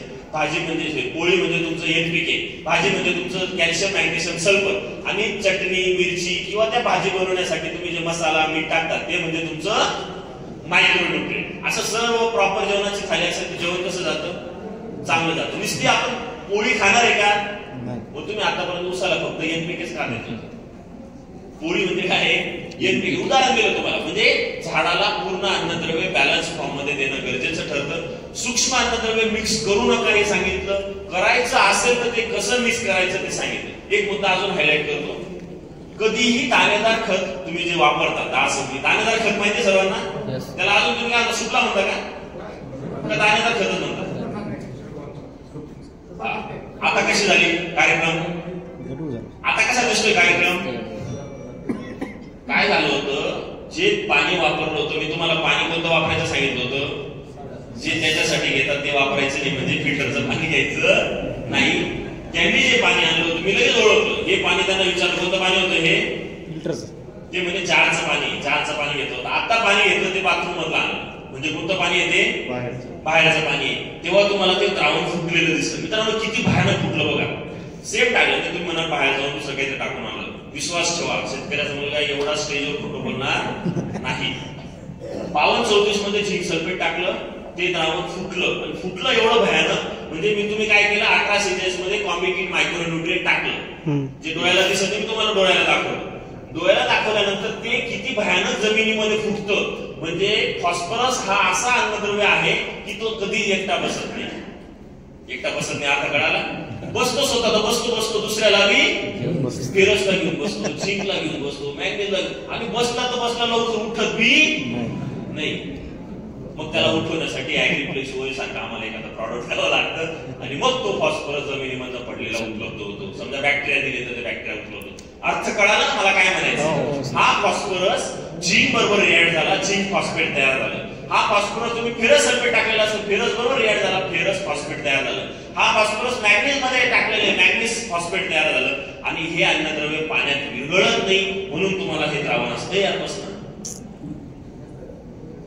खूप जास्त टाकून दिलं त्याने. तर हे अन्नद्रव्य पाण्यात विरघळत नाही, आणि जे अन्नद्रव्य पाण्यात विरघळत नाही ते अन्नद्रव्य झाड घेऊ शकत नाही. म्हणून जिथं ड्रीप आहे, आता खूप जास्त डार्क झालं, हे थोडंच टाकावं लागतं, 2 थेंब 3 थेंब. 2 थेंब टाकला असतं तुम्हाला पूर्ण जे द्रावण फुटलेलं होतं ते पूर्ण नितळगार दिसतं. नितळगार दिसतं म्हणजे काय, जेवढं द्रावण पूर्ण अन्नद्रव्य जे पडलेले जमिनीमध्ये ते अन्नद्रव्य उपलब्ध करून देण्याचं काम हे कोण करतं. समोर जे चित्र दिसतंय तुम्हाला, हे ऑर्गॅनिक ऍसिड आहे, ऍग्रीप्लेक्स ओए. पण जिथं ड्रीप आहे तिथंच तुम्ही त्याला देऊ शकता. ड्रीप नाही तिथं उसाला वगैरे आपल्याला वापरता येत नाही, म्हणून आपल्याला एक बेस्ट ऑप्शन येते, म्हणजे नत्र स्फुरद पालाशयुक्त दाणेदार खताचा, नत्र स्फुरद पालाशयुक्त बॅक्टेरिया असलेल्या दाणेदार खताचा जमिनीमध्ये वापर करायला लागतो. ते कधी वापरायचं, हा ते ऍग्रीप्लेक्सवर फोटो दाखवला, तर ते कधी वापरायचं, काय वापरायचं ते तुम्हाला सांगितलं मी, किंवा पुढे अजून एक शेड्यूल मध्ये ते तुम्हाला मी सांगणार. ठीक आहे सर. ओ सर, थोडं ऊस पिकात एमओपीचा वापराविषयी थोडस सांगा. एमओपी सांगतो आता, डोसेस वरती जो आपण त्याच्यात एमओपी कव्हर करतो. नेक्स्ट आता बेसल डोस किंवा लागवडीच्या वेळेस डोस किंवा खत व्यवस्थापन ऊस पिकामध्ये कसं केलं पाहिजे हा मुद्दा आपण हायलाइट करू. अजून एक अर्धा तास 15-20 मिनिटं बसू शकतात ना? चालतं सर. काय निवांत चाललं सर, काय टेन्शन नाही. सर्वात महत्वाचा मुद्दा आहे तो म्हणजे शेणखताचा. शेणखत हे लागवडीच्या अगोदरच टाकलं गेलं पाहिजे, मिक्स झालं पाहिजे, एकजीव झालं पाहिजे. समजा शेणखत तुमच्याकडे नसेल किंवा तुम्ही त्याला पर्याय शोधत असाल तर ऍग्री रिसर्च कंपनीकडे ओरिजिनो नावाचं सेंद्रिय खत मार्केटमध्ये मिळतं. ओरिजिनो नावाचं सेंद्रिय खत मार्केटमध्ये मित्रांनो भरपूर सेंद्रिय खत मिळतात, पण सर्व सिटी कंपोस्ट बेस असतात. सिटी कंपोस्ट शब्द लक्षात आला? सिटी कंपोस्ट म्हणजे तुमच्या शहरामधला जो कचरा असतो त्याच्यावरती डिकम्पोजिशन करून त्याचं रूपांतर खतामध्ये केलेलं असतं. मग त्याच्यात काडी, कचरा, दगड, तार काय काय ते तुम्हाला चांगलं माहिती. आपलं ओरिजिनो नावाचं जे सेंद्रिय खत आहे, एक 40 किलोची बॅग येते, पण घेतली ती बॅग म्हणजे प्युअर ओरिजिनो नावाने मशरूम बेस मटेरियल तुम्हाला मिळतं. मशरूम कसं तयार केलं जातं? एक अशा रॅक्स असतात, म्हणजे जमिनीशी त्याचा कोणताही संपर्क नसतो. अशा रॅक्स असतात, त्या रॅक्स मध्ये 30-30 किलोच्या पिशवी असतात. त्या पिशवीमध्ये मटेरियल भरलं जातं, सर्व जे त्या मशरूमला ग्रो करण्यासाठी भरलं जातं. आणि ते मटेरियल असं भरलं जातं की त्या मटेरियल मध्ये समजा काही केमिकल असेल तर तो मशरूम मध्ये जर गेला, कारण मशरूम मध्ये येणारच ना, ते मशरूम मध्ये गेला तर ते मशरूम बाहेरच्या देशामध्ये एक्सपोर्ट सुद्धा होत नाही. म्हणून मटेरियल सुद्धा ऑर्गॅनिक बेस पूर्ण भरलं जातं. 2 महिन्यामध्ये मशरूम हार्वेस्ट केलं जातं, काढलं जातं आणि त्या पिशवीमध्ये जे मटेरियल आहे ते आपण एका ठिकाणी गोळा करतो. 2 महिने त्याच्यावरती कुजवण्याची प्रोसेस करतो, बॅक्टेरिया स्प्रे करतो आणि ते एकदम फिल्टर करून जाळीमधनं गाळून आणि ते एकदम प्युअर फॉर्म मधलं ओरिजिनो नावाचं सेंद्रिय खत तुम्हाला मार्केटमध्ये मिळतं. जे 40 किलोच्या पॅकिंग मध्ये येतं, एकरी साधारणतः 15 बॅगेपासून 25 बॅगेपर्यंत तुम्ही उसाला, समजा 25 बॅगेचं रिकमेंडेशन आहे तर 12-12, 15-15 बॅग 2 टप्प्यात बी दिल्या उसाला तरी काही अडचण नाही. याला तुम्ही शेणखत जर ह्या वर्षी टाकायचं नसेल तर तुम्ही ओरिजिनोचा वापर करू शकता. शेणखत असेल किंवा टाकलेलं असेल तर ओरिजिनो वापरायची गरज नाही. खर्च वाढवायचा नाही फालतू. शेणखतासारखंच ते काम करणार आहे, म्हणून तुम्हाला ओरिजिनो वापरायचं असेल, शेणखत वापरलेलं असेल तर ओरिजिनो वापरू नका. जर शेणखत यावर्षी वापरलेलं नसेल तर ओरिजिनो तुम्ही रासायनिक खतामध्ये मिक्स करून त्याचा वापर जमिनीमध्ये करू शकता. हा झाला मी तुम्हाला जे अन्नद्रव्य व्यवस्थापन सांगतो त्याच्यामध्ये सेंद्रिय खत, त्याच्यामध्ये शेणखत किंवा मी तुम्हाला काय सांगितलं ओरिजिनो, किंवा मग अजून एक ऑप्शन आहे किंवा नाही, ते तर करायचं नाही, ऑप्शन आहे ते म्हणजे हिरवळीच्या खतांचा वापर. ऊस पिकामध्ये लागवडीच्या अगोदर 1.5-2 महिने जो कालावधी मिळतो तुम्हाला, त्यावेळेस तुम्हाला हिरवळीचं पीक कंपल्सरी करायचं. मी त्याच्यावर आता परत वेळ घालणार नाही, मी ऑलरेडी त्याच्यावर बोललेलो आहे. जमीन हलकी असेल तर ताक करा, जमीन भारी असेल तर धेंचा करा. हलकी जमीन म्हणजे काय, मध्यम ते हलकी जमीन असेल तर ताक करायचा, आणि जर जाड जमीन असेल तर तुम्ही धेंचावी केला तरी काही अडचण नाही. 40 किलो प्रति एकरचं त्याला बियाणं लागतं तागाला, आणि धेंचा केला असेल तर 20 ते 25 किलो बियाणं लागतं प्रति एकरसाठी. म्हणून ताग आणि धेंचा तुम्हाला लागवडीच्या अगोदर करणं ऊसासाठी गरजेचं आहे. तुमचं आता मला माहिती आहे लागवड झाली आहे, महिन्याचे प्लॉट आहे, 15 दिवसाचे प्लॉट आहे, 20 दिवसाचे प्लॉट आहे, सर्व गोष्टी माहिती आहे. पण आजची मीटिंग ही फक्त तात्पुरती नाही. मी तुम्हाला हळदीसाठी सुद्धा काही गोष्टी सांगितल्या, म्हणजे पुढच्या वर्षासाठी सुद्धा तुम्हाला ही मीटिंग कामात येणार आहे जर तुम्ही व्यवस्थित इथं फिजिकली आणि मेंटली बसलेले असाल तर. नाही तर तुम्ही बसलेले इथं आहे, माझ्या बायकोने काय स्वयंपाक केला असेल असं जर डोक्यात असेल तर तुम्हाला काही घेऊन जाता येणार नाही. Okay, next. हे ओरिजिन आहे, तुम्हाला फोटो दाखवला नावाने. 40 किलोची पॅकिंग येते, डायरेक्ट तुमची शेतकऱ्याची ऑर्डर असेल तर डायरेक्ट शेतकऱ्याकडे सुद्धा ते मटेरियल येऊन जातं. नेक्स्ट आता ऊसामध्ये आपण 100 टन टार्गेट ठेवून काम कसं करू शकतो याच्याविषयी तुम्हाला अन्नद्रव्य व्यवस्थापनाचा विषय झाला तर 200-100-100 म्हणजे 200 किलो नत्र, 100 किलो स्फुरद आणि 100 किलो पालाश प्रति एकर आपल्याला मॅनेज करावं लागतं जर 100 टनापर्यंत पोहोचायचं असेल तर. मग हे अन्नद्रव्य व्यवस्थापन जे आहे त्याच्यापैकी आपण रासायनिक खतातनं काही देतो, जैविक खतातनं काही देतो आणि सेंद्रिय खतातनं काही देतो. 200-100-100 म्हणजे काय, 200 किलो नायट्रोजन पुरवण्यासाठी युरियाचं ऍप्लिकेशन नव्हे. हॅलो, नाही तर तुम्हाला साहेबांनी 200 किलो नायट्रोजन द्यायला लावलं, मग युरिया किती द्यायचा, 200 किलोला फॅक्टर काढायचा आणि त्याने मल्टिप्लाय करायचं, तेवढा युरिया द्यायचा. तसं नाही, 200-100-100 आपल्याला नत्र स्फुरद पालाश द्यायचा आहे तर 40-50% सेंद्रिय खतातनं, 25-30% पाठवायला पाहिजे जातं. रासायनिक खतातनं 10-15% जैविक खतातनं. हे 3 प्रकार मी सांगितले तुम्हाला खताचे, सेंद्रिय, रासायनिक आणि जैविक 50-60% सेंद्रिय, 25-30%, 35% रासायनिक आणि 10 ते 15% जैविक. याला म्हणायचं एकात्मिक अन्नद्रव्य व्यवस्थापन. प्रत्येक पिकाला हा फॉर्म्युला लागू करायचा. तुम्हाला अन्नद्रव्य व्यवस्थापन सांगताना मी सेंद्रिय खत सांगितले. आता दुसरा मुद्दा येतो. नेक्स्ट दुसरा मुद्दा येतो तो म्हणजे जैविक खतांचा. आता त्याच्या पुढे अगोदर चुनखडयुक्त जमिनीमध्ये तो मुद्दा क्लिअर होऊन जाईल तुमचा. चुनखडयुक्त जमीन ज्या शेतकऱ्याची असेल त्या शेतकऱ्यामध्ये खत व्यवस्थापन करताना थोडेसे बदल करून घ्यायचे. चुनखडयुक्त जमिनीमध्ये नत्रयुक्त खत म्हणून तुम्ही काय वापरता? सर्रास युरिया. तर युरियाचा वापर चुनखडयुक्त जमिनीमध्ये शक्यतो करायचा नाही. त्याला बेस्ट सोर्स आहे ते म्हणजे अमोनियम सल्फेट. थोडस महाग जातं पण अमोनियम सल्फेट तुम्ही वापरला तर तुम्हाला सल्फर विथ नायट्रोजन मिळतो आणि नायट्रोजन आणि सल्फर एकत्र गेला तर तुम्हाला त्याचे रिझल्ट चांगले मिळतात. चुनखड जमिनीमध्ये नत्राचा सोर्स अमोनियम सल्फेट, युरिया वापरायचा नाही. फॉस्फरस म्हणून तुम्हाला सिंगल सुपर फॉस्फेटचा वापर चुनखड जमिनीमध्ये टाळावा लागेल. बरेच लोक सांगतात की चुनखड जमिनी सुपर फॉस्फेट वापरा. नाही, सुपर फॉस्फेट आपण चुनखड जमिनीमध्ये टाळायचं, शक्यतो वापरायचं नाही. का? कारण ऑलरेडी सुपर फॉस्फेट मध्ये 18% कॅल्शियम असतो आणि चुनखड जमीन म्हणजेच कॅल्शियम कार्बोनेट युक्त जमीन. अजून आपण कॅल्शियमचं प्रमाण वाढवतो, अजून फिक्सेशन वाढवतो. म्हणून सुपर फॉस्फेट युक्त खत न वापरता तुम्ही समजा 1846 किंवा जे मिक्स येतं, मिक्स म्हणजे काय? नत्र स्फुरद पाला, जसं 10-26-26, 12-32-14, 14-35-14 एक ग्रेड चांगली आहे चुनखड जमिनीसाठी, टी ग्रेड आहे. किंवा मग तुमच्याकडे 20-20-13 म्हणून एक ग्रेड येते, 20-20-13 चुनखड जमिनीसाठी, नत्र स्फुरद पालासाठी, नत्र स्फुरदसाठी. कारण 13 जो काय तो काय सल्फर आहे आणि सल्फर हा चुनखड जमिनीमध्ये जायलाच पाहिजे. रेग्युलर जमिनीमध्ये समजा तुम्ही 20 किलो सल्फर वापरत असाल, चुनखड जमिनीमध्ये 40 किलो वापरा. डायरेक्ट डबल करून टाका. कारण सल्फर जेव्हा चुनखडयुक्त जमिनीमध्ये वापरणार, जसं आपल्या कंपनीचं थायोग्रीन येतं, मी तुम्हाला थायोग्रीनचा वापर कसा करायचा ते सांगेल, पण त्याचा वापर तुम्ही वाढवला तर तुम्हाला चुनखड जमिनीमध्ये रिझल्ट हा चांगला मिळतो. पोटॅशयुक्त खतांचा विषय मांडायला लावला होता. बरेच लोक सर्रास ऊस पिकामध्ये एमओपीचा वापर करतात. मी ऑलरेडी हा मुद्दा हायलाइट केला. एमओपी म्हणजे म्युरेट ऑफ पोटॅश, म्हणजे माहितीये ना 60% त्याच्यामध्ये काय असतं? पोटॅश असतं. आणि ठीक आहे, साहजिक आहे, थोडं आधी तर स्वस्त मिळायचं, आता भरपूर महाग होऊन गेलं, पण पोटॅश सर्वात जास्त असलेलं खत आहे. पण मित्रांनो, एमओपीचा ड्रॉबॅक असा आहे की एमओपी मध्ये 43-44% क्लोराईड आहे. काय? क्लोराईड, जे की तुमच्या जमिनीमध्ये क्षारांचं प्रमाण वाढवतं. म्हणून तुम्हाला जर पोटॅश घ्यायचा असेल तर थोडं सेंद्रिय बेस पोटॅश पण मार्केटमध्ये मिळतं. किंवा दुसरा सर्वात बेस्ट सोर्स आहे तो म्हणजे एसओपी. 50 किलोचं पॅकिंग मध्ये एसओपी पण मिळतं. तर एसओपीचा वापर मी तुम्हाला पण थोडंसं महाग पडतं. मग महाग पडत असेल तर काय करायचं? ऑलरेडी तुमच्या ज्या जमिनी आहेत त्या पोटॅश रिच आहे, बरोबर? मग तो पोटॅश तुम्हाला एवढा 50 किलो वन टाइम देण्यापेक्षा 25 किलोचे डोस बी तुम्ही स्प्लिट मधनं दिले तरी सुद्धा तुम्हाला तिथं त्याचा चांगला फायदा होऊन जातो. म्हणून तुम्ही त्याचा वापर करू शकता. दुसरी गोष्ट, आता तुम्ही म्हणाल की एमओपी, ठीक आहे, एमओपी म्हणजे 100% बंद नाही करायचं, पण 100% तुम्ही जे एमओपीवर डिपेंड आहे, लक्षात येते ना? काही शेतकरी 10-26-26 प्लस एमओपी वापरतात. गरज आहे का?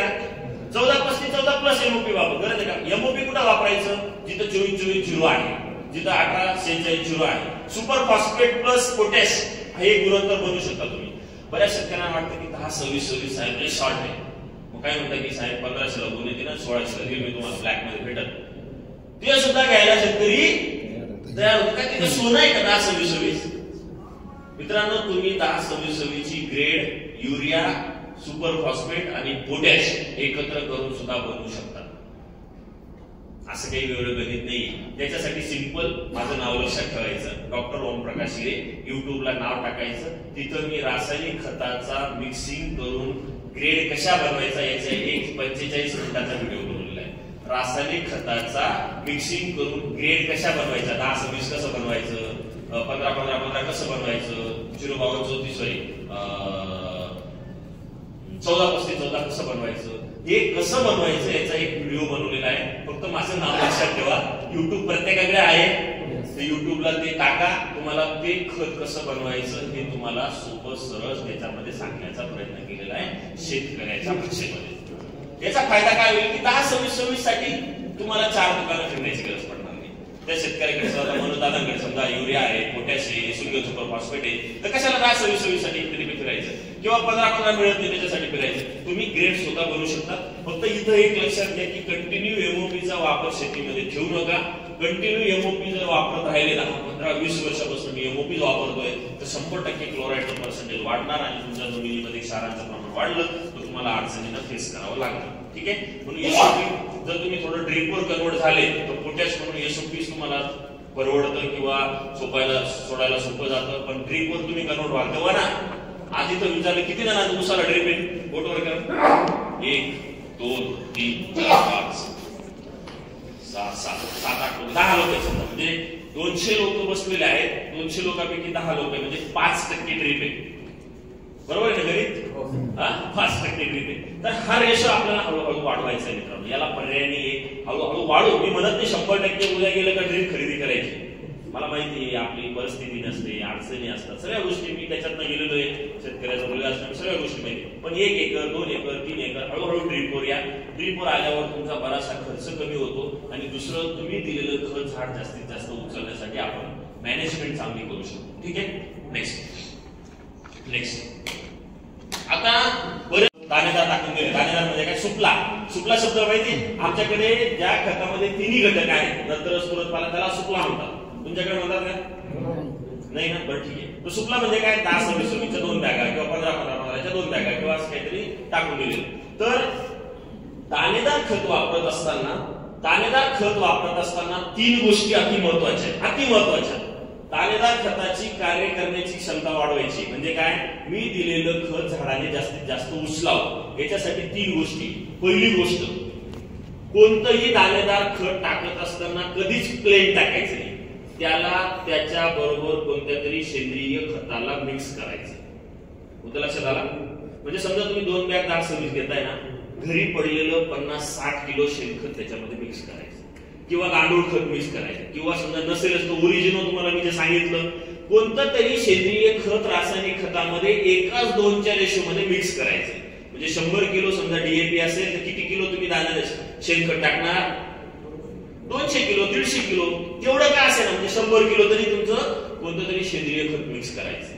जेव्हा तुम्ही दाणेदार खताबरोबर सेंद्रिय खत मिक्स करता तेव्हा दाणेदार खत हे चिलेट होऊन जातं. चिलेट म्हणजे त्याला नॅचरली कोटिंग होऊन जाते आणि कोटिंग झाल्यामुळे ते जे खत जमिनीत जातं त्याचं जमिनीमध्ये फिक्सेशन स्थिरीकरण होत नाही. स्थिरीकरण झालं तर ऑटोमॅटिकली ते काय होणार? झाडाला उपलब्ध होणार, लागू होणार. म्हणून पहिली गोष्ट दाणेदार खतामध्ये सेंद्रिय खत मिक्स करायचं. दुसरी गोष्ट, दाणेदार खत कधीही बुडाजवळ असं इथं थोडं असं टाकायचं नाही. पूर्ण बोधावरती ते काय करायचं? पसरून टाकायचं. कारण जेवढं पसरलं तेवढी मुळी पसरते, जेवढी मुळी पसरली तेवढं ते अन्नद्रव्य झाडामध्ये जातं. आणि तिसरी गोष्ट, दाणेदार खत तुमच्या जमिनीमध्ये टाकल्यानंतर डोळ्याला दिसायला नको. म्हणून काय करायचं? दुसऱ्या दिवशी मजूर लावायचे आणि टाकलेलं खत सर्व उचलून कोथळीत भरून घ्यायचं. डोळ्याला दिसायला नको ते. काय करायचं? माती आड करायचं. मित्रांनो, दाणेदार खत जर माती आड केलं नाही तर तुम्ही 1500 रुपयाची गोंद जर टाकलेली असेल तर त्याच्यातले फक्त 200 रुपये झाड उचलतं. तुमचे 1300 रुपये हे जमिनीमध्ये तसेच पडून राहतात. म्हणून पडते खाते हळूहळू फिरतो तो चाललंय नाही, डोळ्याला दिसायला नको. ह्या 3 गोष्टी जर तुम्ही खत टाकताना पाळल्या, प्रत्येक पिकाला, कांदा, मिरची, टोमॅटो, आता मिरची ड्रिपवरच असतो, पण असे तुमचे नगदी पिकं जे आहेत त्या पिकांना जर तुम्ही पाळल्या तर तुम्हाला त्याचा रिझल्ट हा 20 ते 25% वाढून मिळतो. खर्च वाढवला का? आपण टाकण्याची पद्धत बदलली. आता आपण मी जे बोलतोय आपण काम तेच करतोय. तुम्ही एमओपी वापरत नव्हते का? डीएपी वापरत नव्हते, सर्व काही करताय, पण त्याची वापरण्याची पद्धत तुम्हाला सांगण्याचा प्रयत्न करतोय. ह्या पद्धतीमध्ये बदल केला. पहिली गोष्ट केली ना तुम्ही तरी 50% जिंकला तुम्ही. काय? सेंद्रिय खतामध्ये मिक्स करून दाणेदार खत टाकायचं. सिंपल गोष्ट केली. सेंद्रिय खत मी म्हणत नाही, ओरिजिनल विकत घ्या. घरी शेणखत असेल ना कुजलेलं ते घेऊन त्याच्यात मिक्स करा. पण जेव्हा तुम्ही 1:2च्या रेशोमध्ये चांगलं दाणेदार खत जर सेंद्रिय खतामध्ये मिक्स केलं तुम्हाला त्याचे रिझल्ट हे आपल्यातून भेटतात. येतं लक्षात? दुसरी गोष्ट, पसरून टाका. तिसरी गोष्ट, माती आड करा, डोळ्याला दिसू नका देऊ, पाणी व्यवस्थित द्या. पूर्ण खत हे खूप चांगल्या पद्धतीने विरघळतं, अवेलेबल होतं. काही शेतकऱ्यांना हे युरिया, डीएपी, पोटॅश भिजवायची सवय असते. आगल्या दिवशी भिजवणं, ड्रीप असेल तर ड्रीपने सोडणं. दाणेदार खत हे कधीही ड्रीपने सोडलं गेलं नाही कारण ते जर पाण्यामध्ये विरघळलं तर त्याच्यामधलं 2-5% हे बरचसं हे वाया जातं, सोल्युबिलिटी होत नाही, ड्रीप चोकअप होतं, बरेचसे प्रॉब्लेम आहेत. आणि टेक्निकल प्रॉब्लेम म्हणजे कोणताही फॉस्फरस युक्त जो खत असतो तो 2 याच्यामध्ये डिवाइड असतो. एक असतो वॉटर सोल्युबल, दुसरा असतो सायट्रिक ऍसिड सोल्युबल. जो सायट्रिक ऍसिड सोल्युबल असतो तो पाण्यामध्ये विरघळू शकत नाही, तो फक्त जमिनीमध्ये गेल्यानंतर जमिनीमध्ये जे सायट्रिक ऍसिड्स असतात ते त्याला सोल्युलाइज करतात, ते त्याला विरघळवतात आणि मग ते उपलब्ध होणार. मग पाण्यामध्ये जर तुम्ही त्याची निवळी काढली, निवळी सोडू बुवा असं करू, मग बावनचं तुम्ही माग झालं मग हे सोडू ते सोडू हे उद्योग करत बसायचे नाही. दाणेदार खत जर दाणेदार स्वरूपामध्ये जमिनीमध्ये जर गेलं तर ते जास्त काळ काम करतं. असं तर काही नाही का तुम्हाला 10 चपात्या बांधून दिलेल्या आहे 3 दिवसाच्या, त्या 3 दिवसाच्या एका दिवशी खाऊन घेतात, तर 3 दिवस जेवण करायची गरज नाही, असं कधी असतं का? तसंच झाड जेवढं अन्नद्रव्य पाहिजे तेवढंच अन्नद्रव्य उचलतं, बाकीचं जमिनीमध्ये तसंच राहतं. म्हणून आपल्याला दाणेदार खत हे जास्त काळ काम करण्यासाठी त्याचा वापर हा दाणेदार स्वरूपातच जमिनीमध्ये जायला पाहिजे. मुद्दा लक्षात आला? या 4 गोष्टी पाळा, तुम्हाला खूप जास्त फायदा होताना दिसेल. आता डीएपी पहिला डोस शक्यतो आता तुमचे स्टेज निघून गेलेला आहे, काही लोकांनी काही टाकलेले काही नाही टाकलेलं. काही लोकांना असं वाटतं की ऊस उगल्यानंतरच खत टाकलं गेलं पाहिजे. ऊस लावल्यानंतर साधारणतः 20 दिवस 22 दिवसांनी त्याला बारीक बारीक फुटवे किंवा निघायला सुरुवात होते. जर उन्हाळा असेल तर लवकर निघतो, पावसाळा असेल तर लेट जातो. बरोबर? समजा आपण लागवड केली, लागवडीच्या वेळेस बरेच शेतकरी डोस टाकत नाही. तुम्ही टाकलेलं खत पिकाला उपलब्ध होण्यासाठी 25 ते 20 दिवसाचा कालावधी लागतो. किती दिवसाचा? 25 ते 20. लागवडीनंतर उपलब्ध होण्यासाठी. मग माझं म्हणणं असतं की 100% तुमचा हा पहिला डोस लागवडीच्या वेळेसच पिकाला गेला पाहिजे. कारण का? जेव्हा तुमचं 20-22 दिवसाला ऊस वरती निघायला सुरुवात होते त्यावेळेस तुम्ही बेसल डोसला टाकलेलं खत उपलब्ध स्वरूपामध्ये राहतं.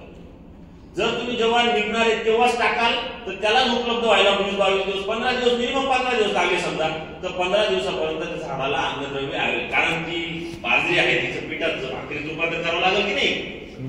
आपल्या घरामध्ये 5 मिनिटात स्वयंपाक होतो, पण तिथं जमिनीमध्ये काही स्वयंपाक करणारे कार्यकर्ते काही जोरात काम करत नाही, म्हणून त्यांना 15 दिवस 20 दिवस हा लागतो. पोटॅश असेल तर अजून जास्त वेळ घेतो, नायट्रोजन लवकर उपलब्ध होतो, फॉस्फरस अजून वेळ घेतो. तर हे अवेलेबिलिटीसाठी शक्यतो डोस हा बेसलला गेला पाहिजे. बेसल म्हणजे लागवडीच्या वेळेस टाकावायचा डोस. त्याचे 2 फायदे होतात, एक अवेलेबिलिटी पण होते, दुसरं माती आड ते खत होतं. माहितीये? नंतर टाका, आता तुमची लागवड झाली, 15 दिवसाचा प्लॉट आहे आणि आता तुम्हाला खत टाकायला लावलं, तुम्ही नुसतं टाकून देणार, माती आड होऊ शकतं का? नाही. पण तरी सुद्धा आता जरी डोस टाकायचा असेल तो सुद्धा काय झाला पाहिजे? माती आड झाला पाहिजे. मग तुम्हाला काय करावं लागेल? काहीतरी साधन त्याच्यामध्ये फिरवावं लागेल, त्याला चर मारावं लागेल, थोडी माती त्याच्यावर जाईल, असं काम करणं गरजेचं आहे. ऊस पिकामध्ये अजून पुढचं एक शास्त्र आहे, ते म्हणजे जो शेतकरी ऊसाच्या शेतीमध्ये अंतर मशागत करणार नाही त्या शेतकऱ्याला किती भारी मॅनेजमेंट केली तरी तुम्हाला उत्पन्न वाढताना दिसणार नाही. आंतर मशागत ऊसासाठी सर्वात महत्वाची प्रॅक्टिस आहे. कमीत कमी वर्षातनं 4 वेळेस तरी तुमच्या शेतामध्ये एक तर ट्रॅक्टर, एक तर बैल, त्याचं काहीतरी अवजार मुळीला डिस्टर्ब करण्यासाठी जायला पाहिजे. मुद्दा लक्षात आला? ओके. तर आपण हा पहिला डोस जो आहे तो डीएपी तुम्हाला डोस कशात देतो? ह्या इथून पुढे मी जे लिहिलेले ते सर्व तुमच्या हातामध्ये एक कागद, एक शेड्यूल आले का नाही? हा, त्या शेड्यूल मध्ये सर्व आहे. फक्त आता थंडीचे दिवस घरी जाऊन चुलीला ते शेड्यूल लावू नका. बायको मध्ये चूल पेटतच नाही साहेब, काय करू? आता जे कागद मिळालं एकदम कडक आहे, लगेच चूल पेटल. त्याचं विमान तयार करतील पोरं, असं करू नका. खूप मेहनतीने कष्टाने ते शेड्यूल बनवलेलं आहे, त्याचा अभ्यास करा. एक आरसा माहितीये मी कसा दिसतो तसं मी कसं काम करतो याच्यासाठी त्या आरसा म्हणून त्या शेड्यूलचा वापर करा. खूप मेहनतीने खूप महत्वाचं सायंटिफिक शेड्यूल तुमच्या हातामध्ये दिलेलं आहे. ते शेड्यूल इथं पुढे मी मांडलेलं आहे. डीएपी किंवा सुपर फॉस्फेट किंवा लिहिलेले आहे. 1 bag DAP 2 bag super phosphate नाही, किंवा लिहिले. एक तर डीएपी वापरा, एक तर सुपर फॉस्फेट वापरा, प्लस पोटॅश. पोटॅश मध्ये शक्यतो तुम्ही एमओपी किंवा एसओपी किंवा मार्केटमध्ये काही पोटॅश ऑर्गॅनिक पोटॅश, त्याला आपण पीडीएम पीडीएम पोटॅश ते पण मिळतं. तर तो डोस टाकण्याचा प्रयत्न करा. म्हणजे आपण एनपीके बॅलन्स केला. 10, 26, 26, 12, 32, 16 काही दिलेलं आहे का मी? नाही. डीएपी प्लस पोटॅश प्लस त्याच्याबरोबर थायोगिन. मित्रांनो, थायोगिन हे ऍग्रिसर्च कंपनीचं सल्फर आहे जे पाण्यामध्ये 100% डिस्पर्स होतं. बऱ्याच शेतकऱ्यांना सल्फर वापरत असताना 10 वर्गीय सल्फर वापरण्याची सवय आहे.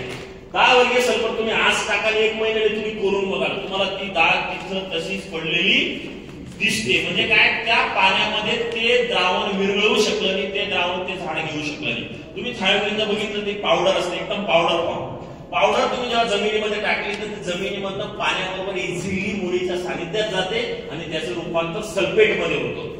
सल्फरचं रूपांतर सल्फेटमध्ये होतं, झाड त्याला आपटे करतो. तुम्हाला थायोग्रीनचं डिस्पर्शन मी 2 मिनिटात दाखवतो.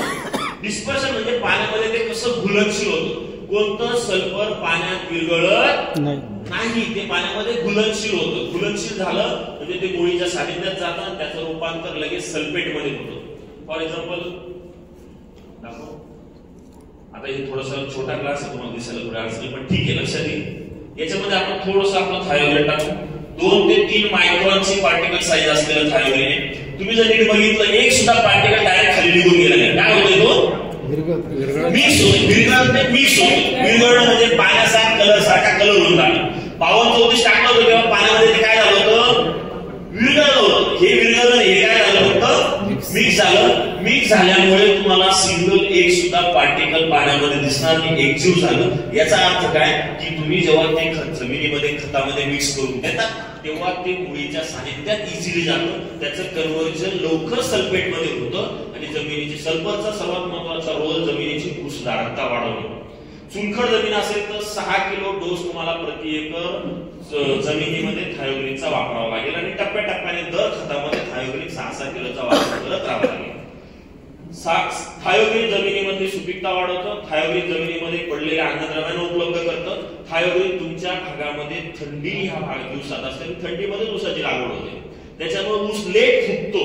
हॅलो, म्हणून मग आपल्याला तिथं टेम्परेचर जमिनीचं वाढवण्यासाठी सर्वात बेस्ट माध्यम आहे ते म्हणजे सल्फर. जमिनीचं टेम्परेचर 1.5 ते 2 डिग्रीने तुमचं थायोग्रीन वाढवतं. जमिनीमधील अन्नद्रव्यांना उपलब्ध करतं. जमिनीमधले बुरशी बुरशींना ठीक आहे, एवढ्या बुरशींना काही कंट्रोल नाही करत, पण एक भूसुधारकता वाढून तुमच्या जमिनीमधनं ते झाडाला अवेलेबल लवकर होतं आणि तुमच्या पिकामध्ये जी सल्फरची कमतरता आहे ती सल्फरची कमतरता येऊ देत नाही. बऱ्याच शेतकऱ्यांना नवीन खोडवा माहिती, खोडवा ऊस तुटल्यानंतर नवीन जी फूट येते ती फूट पिवळट निघते, पिंगट निघते, ती मेजरली फेरस, झिंक आणि सल्फरची कमतरता असते. ती इनिशियल स्टेजला थोडीशी, नंतर हळूहळू ती रिकव्हर होते. म्हणून मग सल्फरचा वापर करताना मी तुम्हाला 6 किलो थायोग्रीन दिलेले. त्याच्याबरोबर दिलेले रुटांचा. रुटांचा हे आपल्या ऍग्रिसर्च कंपनीचं मायक्रोरायझा आहे. मायक्रोरायझा काय आहे? मायक्रोरायझा काय आहे? बुरशी मुळीचं काय बोलले? जैविक खत. बरं, ठीक आहे. अजून मुळीची वाढ चांगली होती. मुळीची वाढ चांगली होती. अजून फॉस्फरस अपटेकचा. फॉस्फर म्हणजे त्याचे कार्य झाले. मायक्रोरायझा ही एक प्रकारची बुरशी काय? जैविक फंगस. जसं ट्रायकोडर्मा माहिती सर्वांना, तसं मायक्रोरायझा ही एक बुरशी आहे. ती काय करते? तुमच्या मुळीच्या टोकावर वाढते. मुळीच्या टोकामध्ये गेल्यानंतर मुळीमधून ती अन्नद्रव्य घेते आणि मुळीच्या सानिध्यामध्ये जाळी निर्माण करते. समजा इथं तुमची मुळी आहे, इथं फॉस्फरस आहे. फॉस्फरस असेल, फॉस्फरस म्हणतो तुला गरज असेल मला घेऊन जाईल रिकामा नाही. मग अशा वेळेस तुमची ती मुळीपर्यंत फॉस्फरस घेऊन येण्याचं काम तुमचा हा मायक्रोरायझा करतो. मायक्रोरायझा वाढल्यामुळे मुळीला बुरशी सुद्धा लागत नाही, कारण ऑलरेडी तिथं बुरशीयुक्त तुमचं मित्र बुरशी आहे. त्याच्यामुळे घातक बुरशी सुद्धा तुमच्या मुळीला त्रास देत नाही. तुम्ही एखादं घरी कुत्र पाळलेलं असेल, दुसरं कुत्र खाली तरी उतरतं का? ऑलरेडी कुत्र पाळलंय ना, तसं ऑलरेडी आपण जर मित्र बुरशी तुमच्या मुळीच्या सानिध्यामध्ये डेव्हलप केली आहे तर घातक बुरशी, घातक म्हणजे काय? मर येणं, बुरशी लागणं, ही बुरशी तुमच्या मुळीला त्रास देत नाही. म्हणून मायक्रोरायझा हा एका वर्षातनं एकदा तरी तुमच्या जमिनीमध्ये गेला पाहिजे. आता रुटांचाच का? हा बी प्रश्न असेल ना, भरपूर मार्केटमध्ये मायक्रोरायझा वगैरे. रुटांचा हे असं मायक्रोरायझा आहे की त्याच्यामध्ये 2 अशा ऍडिशनल स्ट्रेन आहेत की त्या स्ट्रेन जास्त पाणी धरून ठेवणाऱ्या जमिनीमध्ये आणि जास्त क्षारपड जमिनीमध्ये अन्नद्रव्य मुळीपर्यंत घेऊन जाण्याची ताकद त्या स्ट्रेन मध्ये आहे. म्हणून आम्ही हे 4 किलो रिकमेंड करतो लागवडीच्या वेळेस, किंवा तुम्हाला आता जो डोस टाकायचा त्या डोस मध्ये जरी मिक्स करून टाकलं तरी काही अडचण नाही. हे जे रुटांचा आहे मित्रांनो, हे बरेच लोक म्हणतात दाणेदार खतात चालेल का, रासायनिक खतात चालेल का?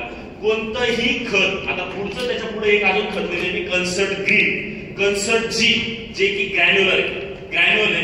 कन्सर्ट हे आपल्या कंपनीचं नायट्रोजन, फॉस्फरस आणि पोटॅश युक्त बॅक्टेरिया असलेलं खत आहे. आता इथं लिक्विड आहे, तुम्हाला इथं लिक्विड दिसते. बऱ्याच लोकांनी कन्सर्ट वापरलेले लिक्विड स्वरूपामध्ये. कन्सर्ट प्लस प्रोबियन आपलं बेस्ट कॉम्बिनेशन आहे. ह्याच लिक्विड कन्सर्शियाला आपण दाणेदार स्वरूपामध्ये कन्व्हर्ट केलेले. हॅलो, लिक्विड तुम्ही ड्रिपला सोडू शकता का? सॉरी, लिक्विड तुम्ही उसाला सोडू शकता का?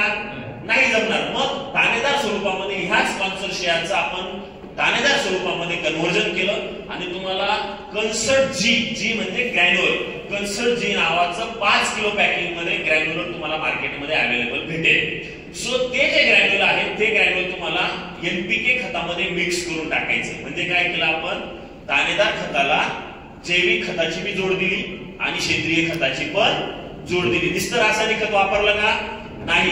सेंद्रिय मध्ये तुमचं ओरिजिनल आलं, शेणखत आलं आणि जैविक मध्ये तुमचं रुटांचा हे मायक्रोरायझा आलं. यांनी एनपीके बेस कॉन्सर्शिया म्हणून कन्सर्ट जी आलं. तुमच्या शेड्यूल मध्ये कन्सर्ट जी आय थिंक लिहिलेलं नाही, म्हणून तिथं पेनाने कन्सर्ट जी पण रुटांजाच्या पुढे 5 किलो प्रति एकर लिहून घ्या, जेणेकरून तुम्ही ते नाव विसरणार नाही. दुकानदाराकडे गेल्यानंतर तुम्हाला ते नाव सांगितलं तर तो प्रॉडक्ट तुम्हाला मिळेल. नाही तर मार्केटमध्ये इतर जे प्रॉडक्ट आहेत ते मिळतील आणि मग तुम्हाला जो मेजर जो प्रॉब्लेम आहे तो सॉल्व्ह करण्यासाठी मदत होणार नाही. म्हणून कन्सर्ट जी हे जसं आपलं कन्सर्टचे रिझल्ट तुम्ही हळदीमध्ये घेतले असतील, अफलातून प्रॉडक्ट आहे, तसं आपण ग्रॅन्युलर फॉर्म मध्ये त्याला बनवलेले. अशा पद्धतीने तुमचा डोस हा लागवड झाली त्यावेळेस नाही टाकता आला, पण आता समजा 15 दिवसाचा आहे, 20 दिवसाचा आहे, 25 दिवसाचा प्लॉट असेल तर त्या प्लॉटला हे कॉम्बिनेशन बनवून तुम्हाला ऍज अ डोस म्हणून टाकायचं. लक्षात आलं? याच्यामध्ये मी कुठलं मायक्रोन्यूट्रिएंट लिहिलेलं आहे या डोस मध्ये आहे का? मायक्रोन्यूट्रिएंट लिहिले का? नाही. कुठं तुम्हाला मॅग्नेशियम सल्फेट दिसतंय, कुठं कॅल्शियम नायट्रेट दिसतंय, कुठं काही बाकी असं फॉस्फेट बिस्फेट काही दिसतंय? नाही. याचा अर्थ काय की आपल्याला ह्या डोस मध्ये जिथं फॉस्फरस आहे तिथं मायक्रोन्यूट्रिएंट द्यायचं नाही. पुढच्या मुद्द्याकडे येतो. हा झाला आपल्याला आता टाकावायचा डोस. लागवड असेल, लागवड झाल्यानंतर 15 दिवस 20 दिवसांनी तुमच्या आता जी अवस्था असते त्या अवस्थेला टाका. टाकत असताना त्याला मातीआड करण्याचा प्रयत्न करा. मातीआड कसं करायचं? साधा वखर बिखर असतो ना आपला, वखरच्या दोन्ही साईडला ज्या जागा असतात, जे दांडा असतो त्या दांडाला थोडं कापड बिपड बांधून आणि बैलाने मध्ये जर तुम्ही चारी मारली तर ऑटोमॅटिकली ती माती कशी पडते तुमच्या त्या बुडाजवळ थोडीशी 1 इंच 1.5 इंचची माती तुमच्या त्या बुडाला लागली पाहिजे. याच्याने 2 फायदे होतील. खत बी मातीआड होईल आणि दुसरी गोष्ट जे फुटवे निघतील ते एकदम कसदार आणि दमदार निघतील. हॅलो, कारण मशागत केल्याशिवाय तुम्हाला फुटव्यांना कस मिळणार नाही, म्हणून ती एक काळजी घ्या. एक मुद्दा होऊन गेला होता तो म्हणजे बरेच लोक अजून बी पेन वापरतात किंवा कांडी लागवड करतात. माझं असं म्हणणं आहे की कांडी लागवडीमध्ये अजून सुद्धा काही शेतकरी 3.5-3 फुटाची सरी, जास्तीत जास्त 4 फुटाची सरी, उभं झालं तर 4.5 फूट, 5 फुटावर एखादा गेला का त्याला तो कानामाना म्हणतो. कानामाना शब्द लक्षात आला? म्हणून काय होतो 5 फूट ऊसाचं उत्पन्न अंतर ठेवतो. तर आणि लागवडीचं अंतर जर टिपरीमध्ये जर बघितलं तर टिपरीवर टिपरी असते. आलं लक्षात? कारण त्यांना असा मोठा गैरसमज असतो की जेवढी दाट लागवड केली तेवढे फुटवे जास्त आणि तेवढं उत्पादन जास्त आणि ऊस असा बनतो. तिथं कार्यक्रम लागतो. एका एकर मध्ये 40,000 तुमच्या ऊसाची संख्या असली पाहिजे. किती हजार? 40,000. 40,000 ऊसाची संख्या जर असली, एका ऊसाचं ऍव्हरेज वजन जर 2 किलो जर पकडलं तर तुम्ही ऍव्हरेज 80 टनापर्यंत उत्पादन, 4 दुणे 8, 80 टनापर्यंत उत्पादन घेऊ शकता. मग त्याच्यासाठी तुम्हाला संख्या नियोजन बी करावं लागतं. तुम्हाला साहेब द्राक्षासारखं सांगताय तुम्ही एवढे कडे ठेवा, एवढे काढून ठेवा, एवढे मध्ये ठेवा. तसंच तुम्ही तुम्हाला ऊसामध्ये जर 100 टनाच्या पुढे जायचं असेल तर करावं लागतं 10 फूट असं, 10 फूट असं. किती ऊस बसलेले तेवढं गणित बघायचं. 10 फुटाचे तेवढे 10 बाय 10च्या स्क्वेअर फुटामध्ये एवढे ऊस बसले तर माझ्या एका एकरमध्ये किती ऊस बसले पाहिजे? 40,000 ऊसांची संख्या तुमची असली पाहिजे. एक रोप जर तुम्ही लावलं तर साधारणतः त्याला 8-9 फुटवे निघतात. किती फुटवे निघतात? 8 ते 9 फुटवे निघतात. तुम्ही रोप आज तुम्हाला जे 153 टनाचं उदाहरण सांगितलं, किती अंतर होतं? 7 बाय 1.5.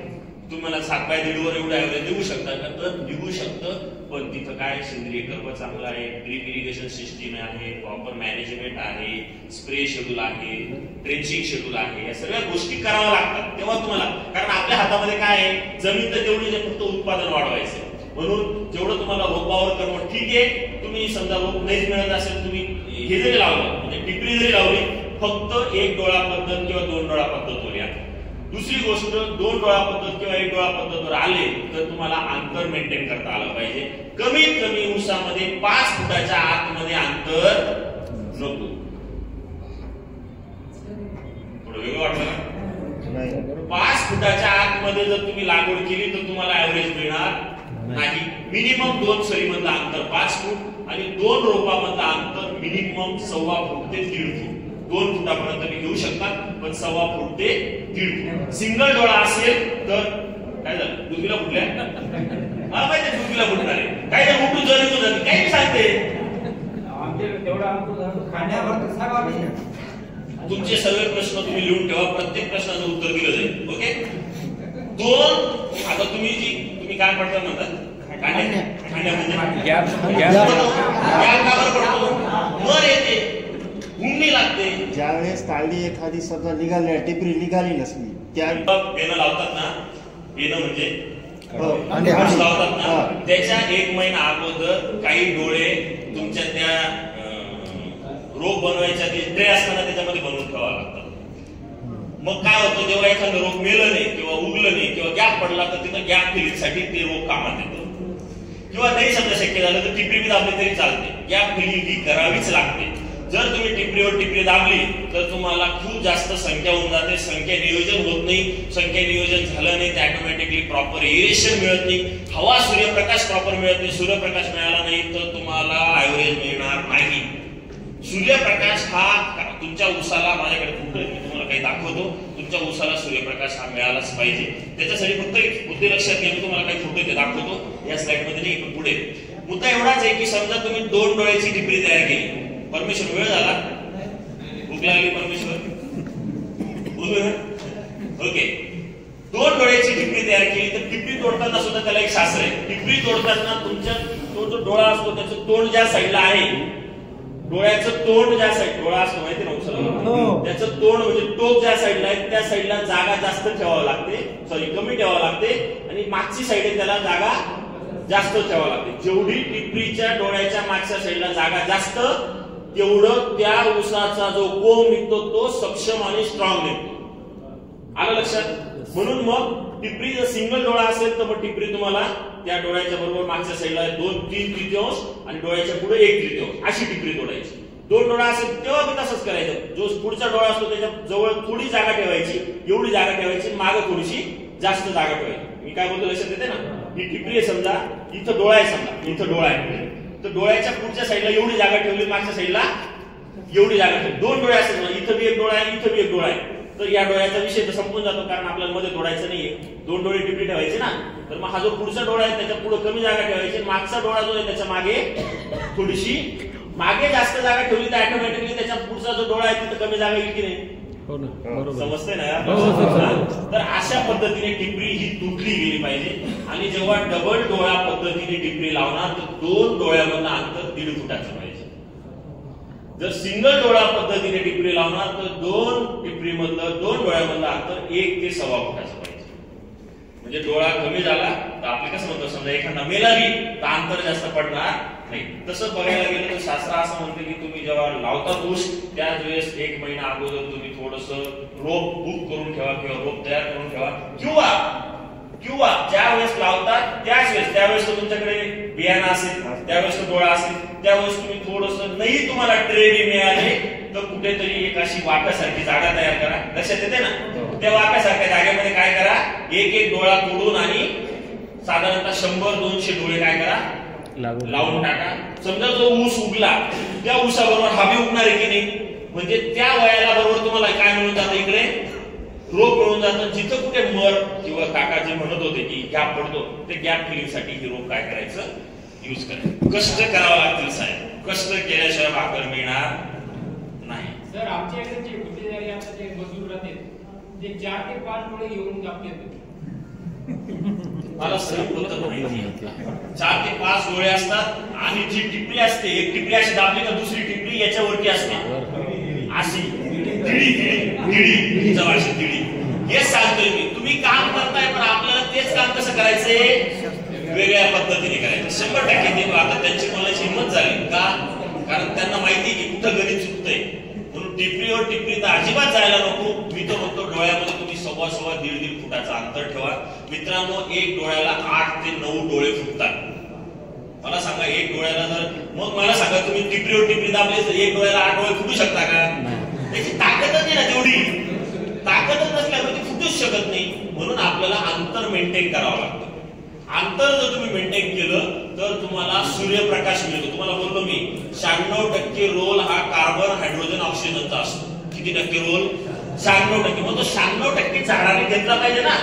नुसतं युरिया पोटॅश टाकून 96% काम होणार नाहीये. मुद्दा लक्षात घ्या. म्हणून आपल्याला त्याच्यावर काम करत असताना या टिपरी पद्धतीमध्ये, मी म्हणत नाही तुम्ही रोपावर या 100%, थोडं थोडं सवय लावा. नाही रोपावर यायचं, पण टिपरीवर टिपरी अजिबात सोडू नका. आणि एका टिपरीला 2 डोळ्याच्या वरती गेला का ती टिपरी घेऊनच त्याने स्वतःला मारून घ्यायची. तीच टिपरी घ्यायची, स्वतःला कानपुडी ठेवून घ्यायची. म्हणजे काय की 2 डोळ्याच्या वरती टिपरी लावायचीच नाही. कारण काय होतं, जेव्हा टिपरी आपण लावतो तेव्हा उसामध्ये जो रस असतो तोच रस तुमच्या त्या टिपरीमधनं जे फुटवी निघतात त्या फुटीसाठी एनर्जी म्हणून काम करतो, न्यूट्रिएंट सप्लाय म्हणून काम करतो. म्हणून आपल्याला सिंगल डोळा पद्धतीमध्ये सुद्धा खूप चांगल्या पद्धतीने काम करता येईल. व्हरायटी सिलेक्शन तुमच्या पद्धतीने करा. 2-3 व्हरायट्या बेस्ट आहे. 265 एक सर्वात आवडती व्हरायटी आपली, कारखाना बिचारा घेत नाही. पण सर्वात जास्त फुटवे, सर्वात जास्त वजन, सर्वात जास्त ऍव्हरेज असेल तर 265. नंतर 86-032 म्हणून व्हरायटी बेस्ट व्हरायटी. ती पण तिला जेवढं खायला दिलं तेवढं उत्पादन वाढतं. मग तिसरं 8005 आहे, 10001 वगैरे वगैरे आहे. व्हरायटी सिलेक्शन तुमच्यानुसार करा. मॅनेजमेंट मी तुम्हाला इथं सांगायला आलेलो. आता लागवड झाल्यानंतर साधारणतः 35-40 दिवसाचा प्लॉट झाला का त्यावेळेस तुमच्या प्लॉटला काय निघतात? फुटवे निघतात. एक सेंटेन्स डोक्यामध्ये अधोरेखित करून घ्या. कोणी प्रत्येक जण इथं बसलेला आहे. सूक्ष्म अन्नद्रव्य व्यवस्थापन. सूक्ष्म अन्नद्रव्य व्यवस्थापन ऊस पिकामध्ये करावयाची सर्वात बेस्ट स्टेज आहे ती म्हणजे लागवडीनंतर 1.5 महिन्याच्या आसपास किंवा 40-42 दिवसाच्या आसपासचा प्लॉट.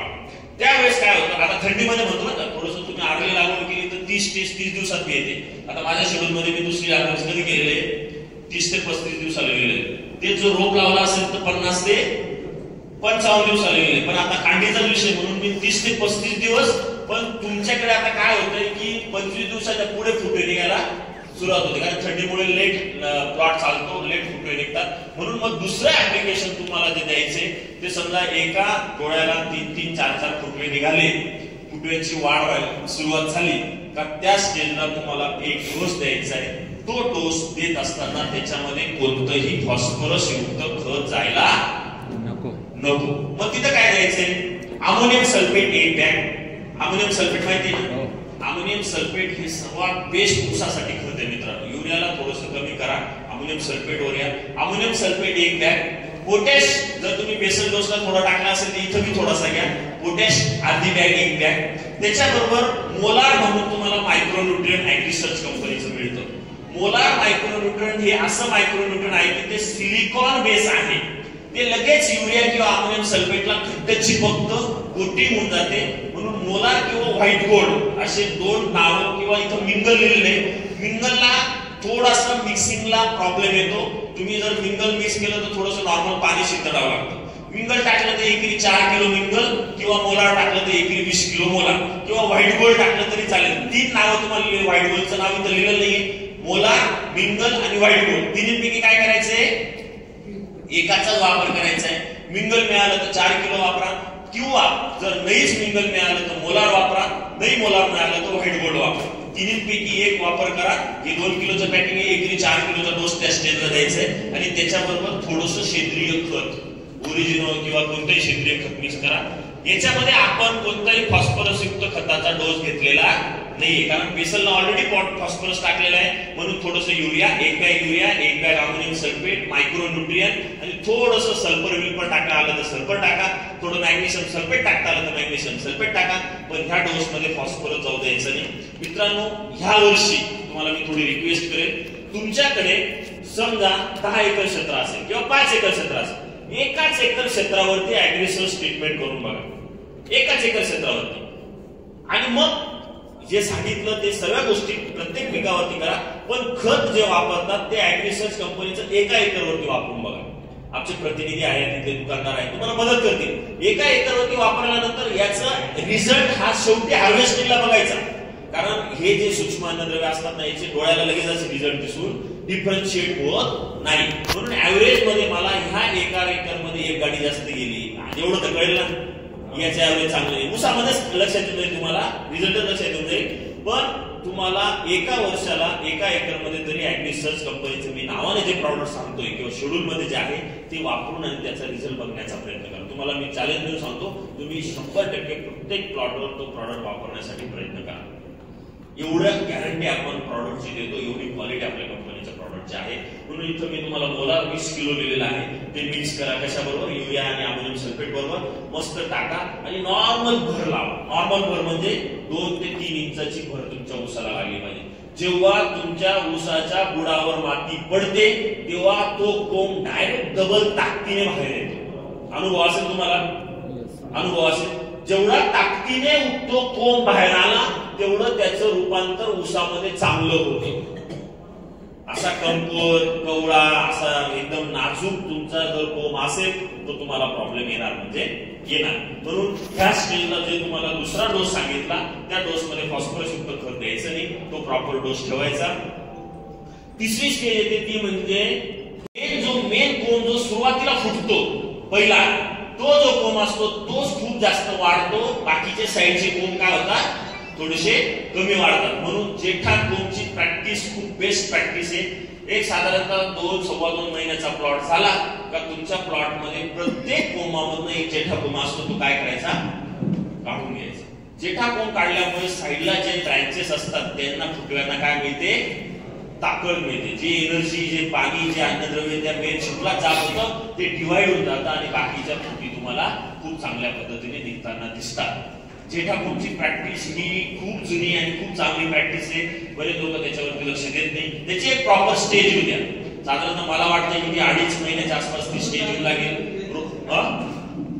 काय म्हणले आपण चालू तर ती स्टेज प्रॉपर तुमची त्या स्टेजला येऊ लागते. म्हणून त्या स्टेजला जेठा कोंब तुम्हाला काढून घ्यायचा आहे. नेक्स्ट, हे 2 डोस दिले. हे कन्सर्टची तुम्हाला कुठे सांगितलं मी, कन्सर्टची कुठे सांगितले, बेसलला किंवा तुम्ही आता जो डोस टाकणार आहे, एक 15 दिवसाने 10 दिवसाने तुम्ही लागल्यानंतर जो डोस टाकता त्या डोस मध्ये तुम्हाला मिक्स करायचे. हे कन्सर्टची म्हणजे एनपीके ग्रॅन्युलर आहे आणि रुटांचा आपला मायक्रोरायझ आहे. नेक्स्ट, हे मिनरल मॅग्नेशियम सल्फेट आणि थायोडिनचं कॉम्बिनेशन आहे. समजा तुम्हाला युरिया पोटॅश द्यायचा नसेल किंवा तुम्हाला अजून मी आता दुसरा डोस सांगितला मिंगलचा किंवा मोलारचा, तो जो समजा तुम्हाला शक्य झाला नाही तर आळवणी करायची. त्याची काय करायची, 2-3 किलो मिंगल घ्यायचं, त्याच्याबरोबर थायोडिन 3 किलो घ्यायचं, मॅग्नेशियम सल्फेट 5 किलो घ्यायचं आणि थोडा जो त्याची काय करायची, आळवणी करायची. साहेब ऊस आणि आळवणी गणित जमत नाहीये.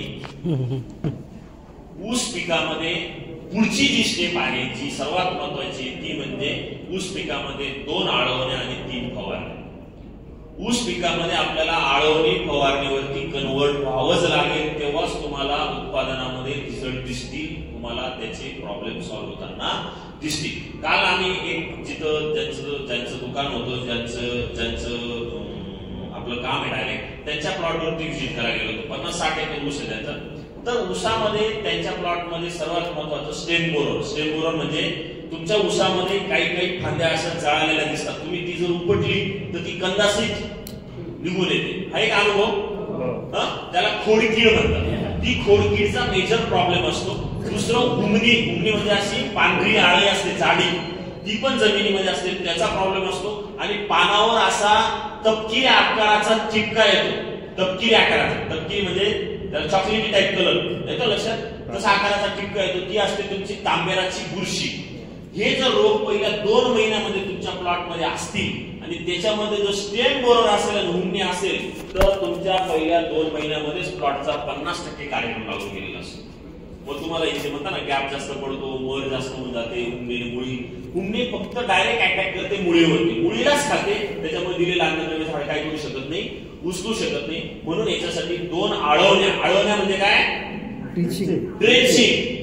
जसं तुम्ही टोमॅटो मिरचीला करतात ना, उजवी आपलं पीकच आहे ना, त्याला मी विचारायला थोडे आळवणी करा, विचारायला त्याला पण थोडंसं खायला रेडी थोडे द्या. 2 आळवण्या 3 फवारणी आपल्याला काम करायचे. त्याच्यामध्ये मग समजा तुम्हाला मिंगल देता तुम्ही आळवणी मधून सुद्धा ते देऊ शकतात. नेक्स्ट हे थायोडिन आहे. आता लागवडीनंतर 60-65 दिवसाला एक डोस दिलेला 10, 26, 26 किंवा 12, 32, 16चा, त्याच्याबरोबर अमोनियम सल्फेट, त्याच्याबरोबर सल्फर आणि मोठी बांधणी म्हणजे त्याच्यानंतर आपण पीक कोणतेही त्याच्यामध्ये कोणतेही अवजार घडू शकत नाही अशी एकदा बांधणी आपण करतो. त्यावेळेस आपल्याला लास्ट डोस द्यायचा आहे साधारणतः 100 ते 120 दिवसाच्या आसपास. तो डोस देत असताना तुम्ही एक तर 24-24 घ्या, एक तर डीएपी घ्या. डीएपी आणि 24-24 लिहिल्यामुळे मी खाली काय लिहिलेलं आहे? पोटॅश लिहिलेलं. वरती 10-26 ठिकाणी कुठं पोटॅश दिसतंय का? नाही. म्हणजे मिक्सिंग करताना खर्च तुमचा कसा कमी होईल ते शेड्यूल मध्ये तुम्हाला दिलेलं आहे. 24-24 plus potash plus ammonium sulphate आणि त्याच्याबरोबर ॲम्पलची तुम्हाला हे जे समोर दिसतंय हे ॲम्पलची आपलं 25 किलोची टॅग येते. त्याच्यामध्ये ॲमिनो, ह्युमिक, फल्विक, त्याच्यानंतर तुमचं सीवीड असं सर्व जे बॅक्टेरियल कल्चर किंवा अॅमिनो ऍसिड कल्चरचं एक कॉम्बिनेशन ग्रॅन्युलर फॉर्म मध्ये दाणेदार स्वरूपामध्ये बनवलेले शेवटच्या डोसला किंवा तिसऱ्या डोसला तुम्ही दाणेदार खतामध्ये मिक्स करून टाकायचे. याच्यामध्ये कोणतेही बॅक्टेरिया नाही, कल्चर आहे. अमिनो ऍसिड, ह्युमिक ऍसिड म्हणतो ना आपण पांढऱ्या मुळीला किंवा जमिनीच्या सुपीकता वाढवण्यासाठी ते ॲम्पलची आहे ते तुम्हाला शेवटच्या डोस मध्ये टाकायचं आणि भर लावून द्यायची गच्च. म्हणजे सरीचा वरंब्याची सरी बनवायची आणि तुम्हाला ते प्लॉटला देऊन आणि पाणी तुमचं नियोजन पुढे करायचं. अशा पद्धतीने दाणेदार खताचं नियोजन तुमचं मिनिमम 4 डोस मध्ये असलं पाहिजे. असे तुम्ही 4 डोस देतात की नाही? फक्त डोस आता तुम्ही म्हणत साहेब आम्ही करत होतो, पण आपण ते वापरत असताना काय काय गोष्टींची काळजी घेतली पाहिजे. दाणेदार खत टाकताय म्हणजे तिथं काय येणार? एखादं सेंद्रिय खत मिक्स करणार, माती ऍड करणार, टाकताना त्याची मेथड, मायक्रोन्यूट्रिएंटचा सेपरेट डोस दिलेला आहे, याच्यात मिक्स केलेलं नाहीये. म्हणजे या सर्व गोष्टी आपण इथं बऱ्याच वेळापासून चर्चा करत असताना आपण पुढे आणल्या, निदर्शनास आणून दिल्या, शेतकऱ्यांना त्या चुका समजल्या आणि चुकामध्ये थोडे बदल करण्याचा प्रयत्न. मी म्हणत नाही की 100% मी जे सांगितलं ते अंमलात येणारच आहे. हळूहळू बदल होतील, लक्षात येईल तुम्हाला, प्रॉडक्ट क्वालिटी लक्षात येईल. आता शेवटच्या 10 मिनिटांमध्ये आपण फवारणी आणि आळवणीचं शेड्यूल बघू आणि आपण आपली मीटिंग संपवू. नेक्स्ट आळवणीद्वारे खत व्यवस्थापन. मित्रांनो, रोप लागवड झाल्यानंतर साधारणतः 15 ते 20 दिवसाचा प्लॉट झाला म्हणजे कुठेतरी फूट निघायला लागली तर त्यावेळेस बरेच लोक जमिनीमध्ये ड्रेंचिंगद्वारे क्लोरो असेल किंवा एखादं केमिकल बेस स्क्वेअर प्रो असेल किंवा कॉपर बेस बुरशीनाशक असेल याची ड्रेंचिंग करतात. का? कारण करपा आणि कुंभणीला कंट्रोल करण्यासाठी. जर क्लोरो जर तुमचं त्या स्टेजला म्हणजे एकदम कवळी अवस्था असते रोपाची, मान्य नवीन फुटत असते, बारीक खाली मुळी फुटत असते, त्या स्टेजला क्लोरो जर जमिनीत गेलं का तुमच्या प्लॉटमध्ये खूप मोठ्या प्रमाणामध्ये त्या पांढऱ्या मुळीवर शॉक बसतो. तो आपल्याला लक्षात येत नाही. बिगट पिवळे निघण्याचे कोण तुम्हाला तिथं चालू होतात. म्हणून पहिली आळवणी तुम्हाला कोणत्याही केमिकलची न करता जैविकची करायची. जैविक मध्ये सर्वात बेस्ट कॉम्बिनेशन मी तुम्हाला दिलेले आहे ते म्हणजे कन्सर्ट, बायो कन्सर्शियस सॅकरम नाव विसरून जा. कन्सर्ट प्लस प्रोबियॉन प्लस रुटांचा. कन्सर्ट हे आपलं एनपीके बॅक्टेरिया आहे, प्रोबियॉन हे आपलं अॅमिनो ऍसिड आहे आणि रुटांचा हे आपल्या कंपनीचं मायक्रोरायझ आहे. तुम्ही जर ग्रॅन्युलर फॉर्म मध्ये 4 किलो पॅकिंग मध्ये रुटांचा वापरलं नसेल किंवा आता तुम्हाला वापरणं शक्य झालं नसेल तर तुम्हाला 100 ग्रॅमच्या पॅकिंग मध्ये रुटांचा येतं. ते रुटांचा कन्सर्ट मध्ये नात्र, स्फुरद आणि पालाश. अजून एक गोष्ट सांगतो, या कन्सर्ट मध्ये सुडो आणि बॅसिलस पण आहे. सुडोमोनास आणि बॅसिलस असल्यामुळे तुम्हाला जमिनीमधल्या बुरशींना सुद्धा ते चांगल्या पद्धतीने कंट्रोलमध्ये ठेवतं. कन्सर्ट, प्रोबियॉन आणि ट्रायकोडर्मा एकत्र करायचं. एकत्र करून तुम्ही साधारणतः 300 लिटर पाणी बनवायचं. किती लिटर पाणी? 300 लिटर. आणि एका एकरला त्याची आळवणी करायची. आळवणी म्हणजे पुढचं नोझल खोलून घ्यायचं आणि बुडाजवळ आता तुम्ही काडीवर काडी चढवली म्हणजे मध्ये घ्या, त्याच्यामुळे मग बुडाला तुम्हाला टाकायचं असेल तर डायरेक्ट अशी लाईन हळूहळू धरायची. अंदाजे तुम्हाला एका एकरला 300 लिटर पाणी पुरलं पाहिजे अशा हिशोबाने तुम्ही त्याची ड्रेंचिंग करायची.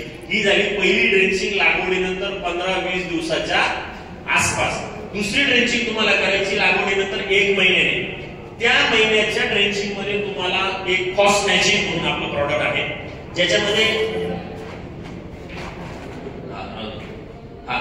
ज्याच्यामध्ये तुम्हाला 40% फॉस्फरस मिळतो, 5% नायट्रो, 40% फॉस्फरस आणि 14% potash with zinc with boron असं कॉम्बिनेशन म्हणून फॉस्मॅजिक प्रॉडक्ट मिळतं. फॉस्मॅजिक 2.5 ते 4 किलो. लिओनार म्हणून सुपर पोटॅशियम ह्युमेट आहे, ह्युमिक ऍसिड, ते साधारणतः 500. आणि ह्या कॉम्बिनेशन मध्ये ह्या स्टेजला तुम्हाला एक आंतरप्रवाही बुरशीनाशक आणि एक आंतरप्रवाही कीटकनाशक टाकायचं. हॅलो थोडं लक्ष द्या. 5 मिनिटं शेवटचे राहिले, अति महत्वाचे. म्हणजे आताच्या तुमच्या प्लॉटची जी अवस्था आहे, काही शेतकऱ्यांचे प्लॉट 12-15 दिवसाचे, 20 दिवसाचे त्यांनी पहिली आळवणी करायची. ज्या शेतकऱ्यांचे प्लॉट महिन्याचे, सव्वा महिन्याचे, त्यांनी आता जी दुसरी आळवणी तुमच्या शेड्यूल मध्ये लिहिलेली आहे ती दुसऱ्या आळवणीला जायचंय. लक्षात येते? दुसऱ्या आळवणीमध्ये एक कीटकनाशक आणि बुरशीनाशकाचं मी नाव लिहिलेलं नाही, शेड्यूल मध्ये लिहिलेलं नाही. तर कीटकनाशकामध्ये आंतरप्रवाही कीटकनाशक घ्या, जे मुळीच्या सानिध्यात जाऊन मुळीमधनं झाडामध्ये जाईल. कारण बऱ्याच ठिकाणी पांढरी माशी म्हणजे पानावर असे अंडे दिसतात तुम्हाला पांढरे पांढरे. आहे का प्रॉब्लेम? Major problem ऊसामधला. त्याला म्हणतो आपण, काही लोक लोकरी मावा म्हणतात, तो लोकरी मावा नाहीये, ती पांढरी माशीची अंडी अवस्था आहे. अंडी म्हणजे एक स्टेज आहे. तर ती खूप मोठ्या प्रमाणामध्ये नुकसान करते. त्याला वरून फवारणीमधनं आणि जमिनीमधनं आळवणीमधनं आपल्याला मॅनेज करावं लागतं. म्हणून जमिनीमधनं आपल्याला या स्टेजला एक तर तुम्ही लेसेंटा घ्या, एक तर ओल्यूम फ्लेक्सी घ्या, किंवा मग स्लेरप्रो नावाचं थायोमिथॉक्सेम येतं ते घ्या. तिन्हीपैकी एक कीटकनाशक. बुरशीनाशकामध्ये एक तर तुम्ही झिलोरा घ्या, थोडं महाग पडतं. मग स्वस्तात जायचं असेल तर रोको घ्या, किंवा 22 घ्या, किंवा मग हेक्झॅकोनाझोल घ्या. तिन्हीचे नाव सोपे आहेत ना, रोको किंवा 22 किंवा वाटा. तिन्हीपैकी एक बुरशीनाशक, तिन्हीपैकी एक कीटकनाशक, त्याच्यामध्ये लिओनार आणि फॉस्मॅजिक. परमेश्वर तुझं लक्ष राहावं, कारण तुला या सर्वांना गाईड करायचंय. ही आळवणी तुम्हाला करायची साधारणतः 1 महिन्याच्या आसपास. मित्रांनो, रोग आल्यानंतर त्याला फवारणीमधनं कंट्रोल केलं तर आपल्याला पाहिजे तसे रिझल्ट मिळणार नाही. म्हणून ड्रेंचिंग मधनं डोळे झाकून 1 महिन्याच्या प्लॉटाला ड्रेंचिंग करा. तुम्ही म्हणा सर ऊसाला ड्रेंचिंगला अवघड आहे, त्याला सोपं. अवघड कशाला म्हणायचं नाही. तुम्हाला 2 आळवण्या ह्या जमिनीमध्ये करायच्याच आहेत. या स्टेजमध्ये तुम्हाला त्या 2 आळवण्या, एक शास्त्र आहे 100 टन उत्पादनासाठी 2 आळवण्या 3 फवारण्या. हे शास्त्र जपण्यासाठी या 2 आळवण्या तुम्हाला प्रॉपर लिहून दिलेल्या आहे. शेड्यूल फक्त घरी जाऊन जपा. त्याला मी जसं सांगितलं तसं चुलीत काही घालू नका. हे झाले 2 आळवण्या. जमिनीमध्ये 300 लिटर पाणी एका बुडाजवळ, कमीत कमी समजा तुम्ही लांब लांब अंतर केला असेल तर एका बुडाजवळ 70-75 लिटर पाणी, 70-75 मिली पाणी असं पडलं पाहिजे. अशा हिशोबाने तुमची आळवणी ही झाली पाहिजे. नेक्स्ट, आता फवारणीबद्दल व्यवस्थापन करताना उसाला फवारणी मारता की नाही? एखादं किडबीड आलं तर मारतो साहेब, मी आली तर मारतो. पण उसाला तुम्ही 3 फवारणीचं शेड्यूल ठेवायचं. खूप जास्त मी ज्या फवारण्या तुम्हाला सांगणार आहे त्याच्यामध्ये तुमचा खूप जास्त खर्च वाढणार नाही. एका फवारणीला जास्तीत जास्त 1000-1200 रुपये खर्च येईल. 3 फवारणीमध्ये 3-3.5 रुपये जातील. पण तुमच्या प्लॉट मध्ये तुम्हाला ट्रिमंडस चेंजेस दिसतील. तुम्हाला मी काय सांगितलं, एकाच एकरला मी सांगतो ते करून बघा. काय आली बघा, लक्ष सुद्धा आली. तुम्हाला सांगतो मी 3 फवारणीची स्टेज समजून घ्या. नेक्स्ट पहिलं ब्लूम मॅजिक म्हणून एनपीकेची ग्रेड आहे. ब्लूम मॅजिक प्लस एक्सिड मायक्रोन्यूट्रिएंट फवारणीमधनं साधारणतः तुमचं किती दिवसात लिहिलेली होती? 30 ते 35. म्हणजे फुटे व्यवस्थित येऊ द्यायचे आणि त्या स्टेजला पहिलं मायक्रोन्यूट्रिएंट एक्सिडचं द्यायचं. जमिनीमध्ये मिंगल किंवा मोला आणि फवारणीमध्ये एक्सिड हे आपलं शास्त्र आहे.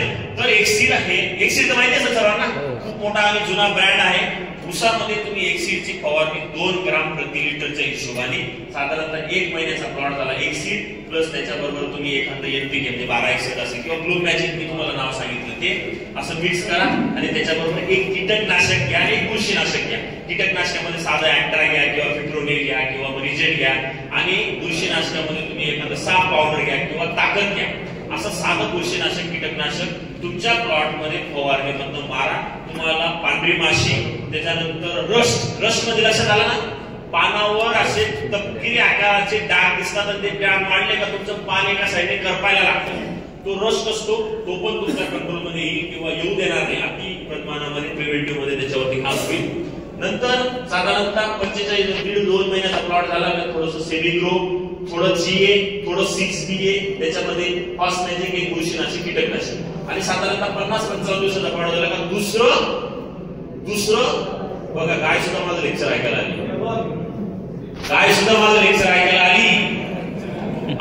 तर दुसरं ऍप्लिकेशन करायचे ते म्हणजे K2 हायब्रिड मायक्रोन्यूट्रिएंट्स.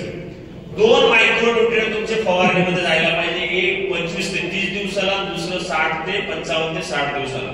मित्रांनो, मी इतकं मनापासून किंवा इतकं कॉन्फिडन्स सांगतो, फवारणी मधनं जेव्हा तुम्ही मायक्रोन्यूट्रिएंट देता, काही जणांची चुनखड असते, काही सापड असते, काही अपटेक होऊ शकत नाही, अशा वेळेस मायक्रोन्यूट्रिएंट फवारणी मधनं प्रॉपर मॅनेज केलं तर तुम्हाला त्याचे रिझल्ट हे चांगले मिळतात, सुंदर मिळतात. म्हणून आपल्याला जमिनीमधनं जे अन्नद्रव्य दिलं ते फवारणीमधनं मॅनेज करताना पहिला स्प्रे एक्सीड आणि दुसरा स्प्रे K2 व्हायब्रंट ते शेड्यूल मध्ये तुम्हाला लिहिलेलं आहे.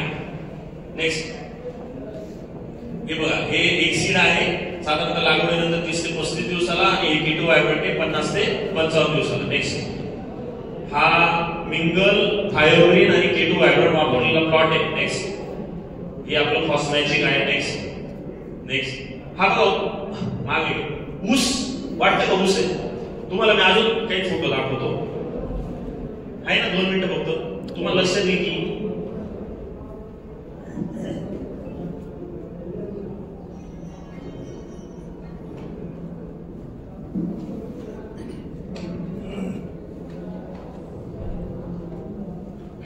काय सुरेश अण्णा कबाडे म्हणून नाव ऐकलंय का? माझे खूप जवळचे मित्र आहे, तुम्ही नावाने बी नाव माझं सांगितलं तरी तुम्हाला खूप चांगलं सहकार्य करते. त्यांच्या प्लॉट मधला हा फोटो आहे. वाटते का ऊस आहे? आपल्याला लाज वाटते आपली शेती पाहून. हे काय हिरवे खत आपल्याला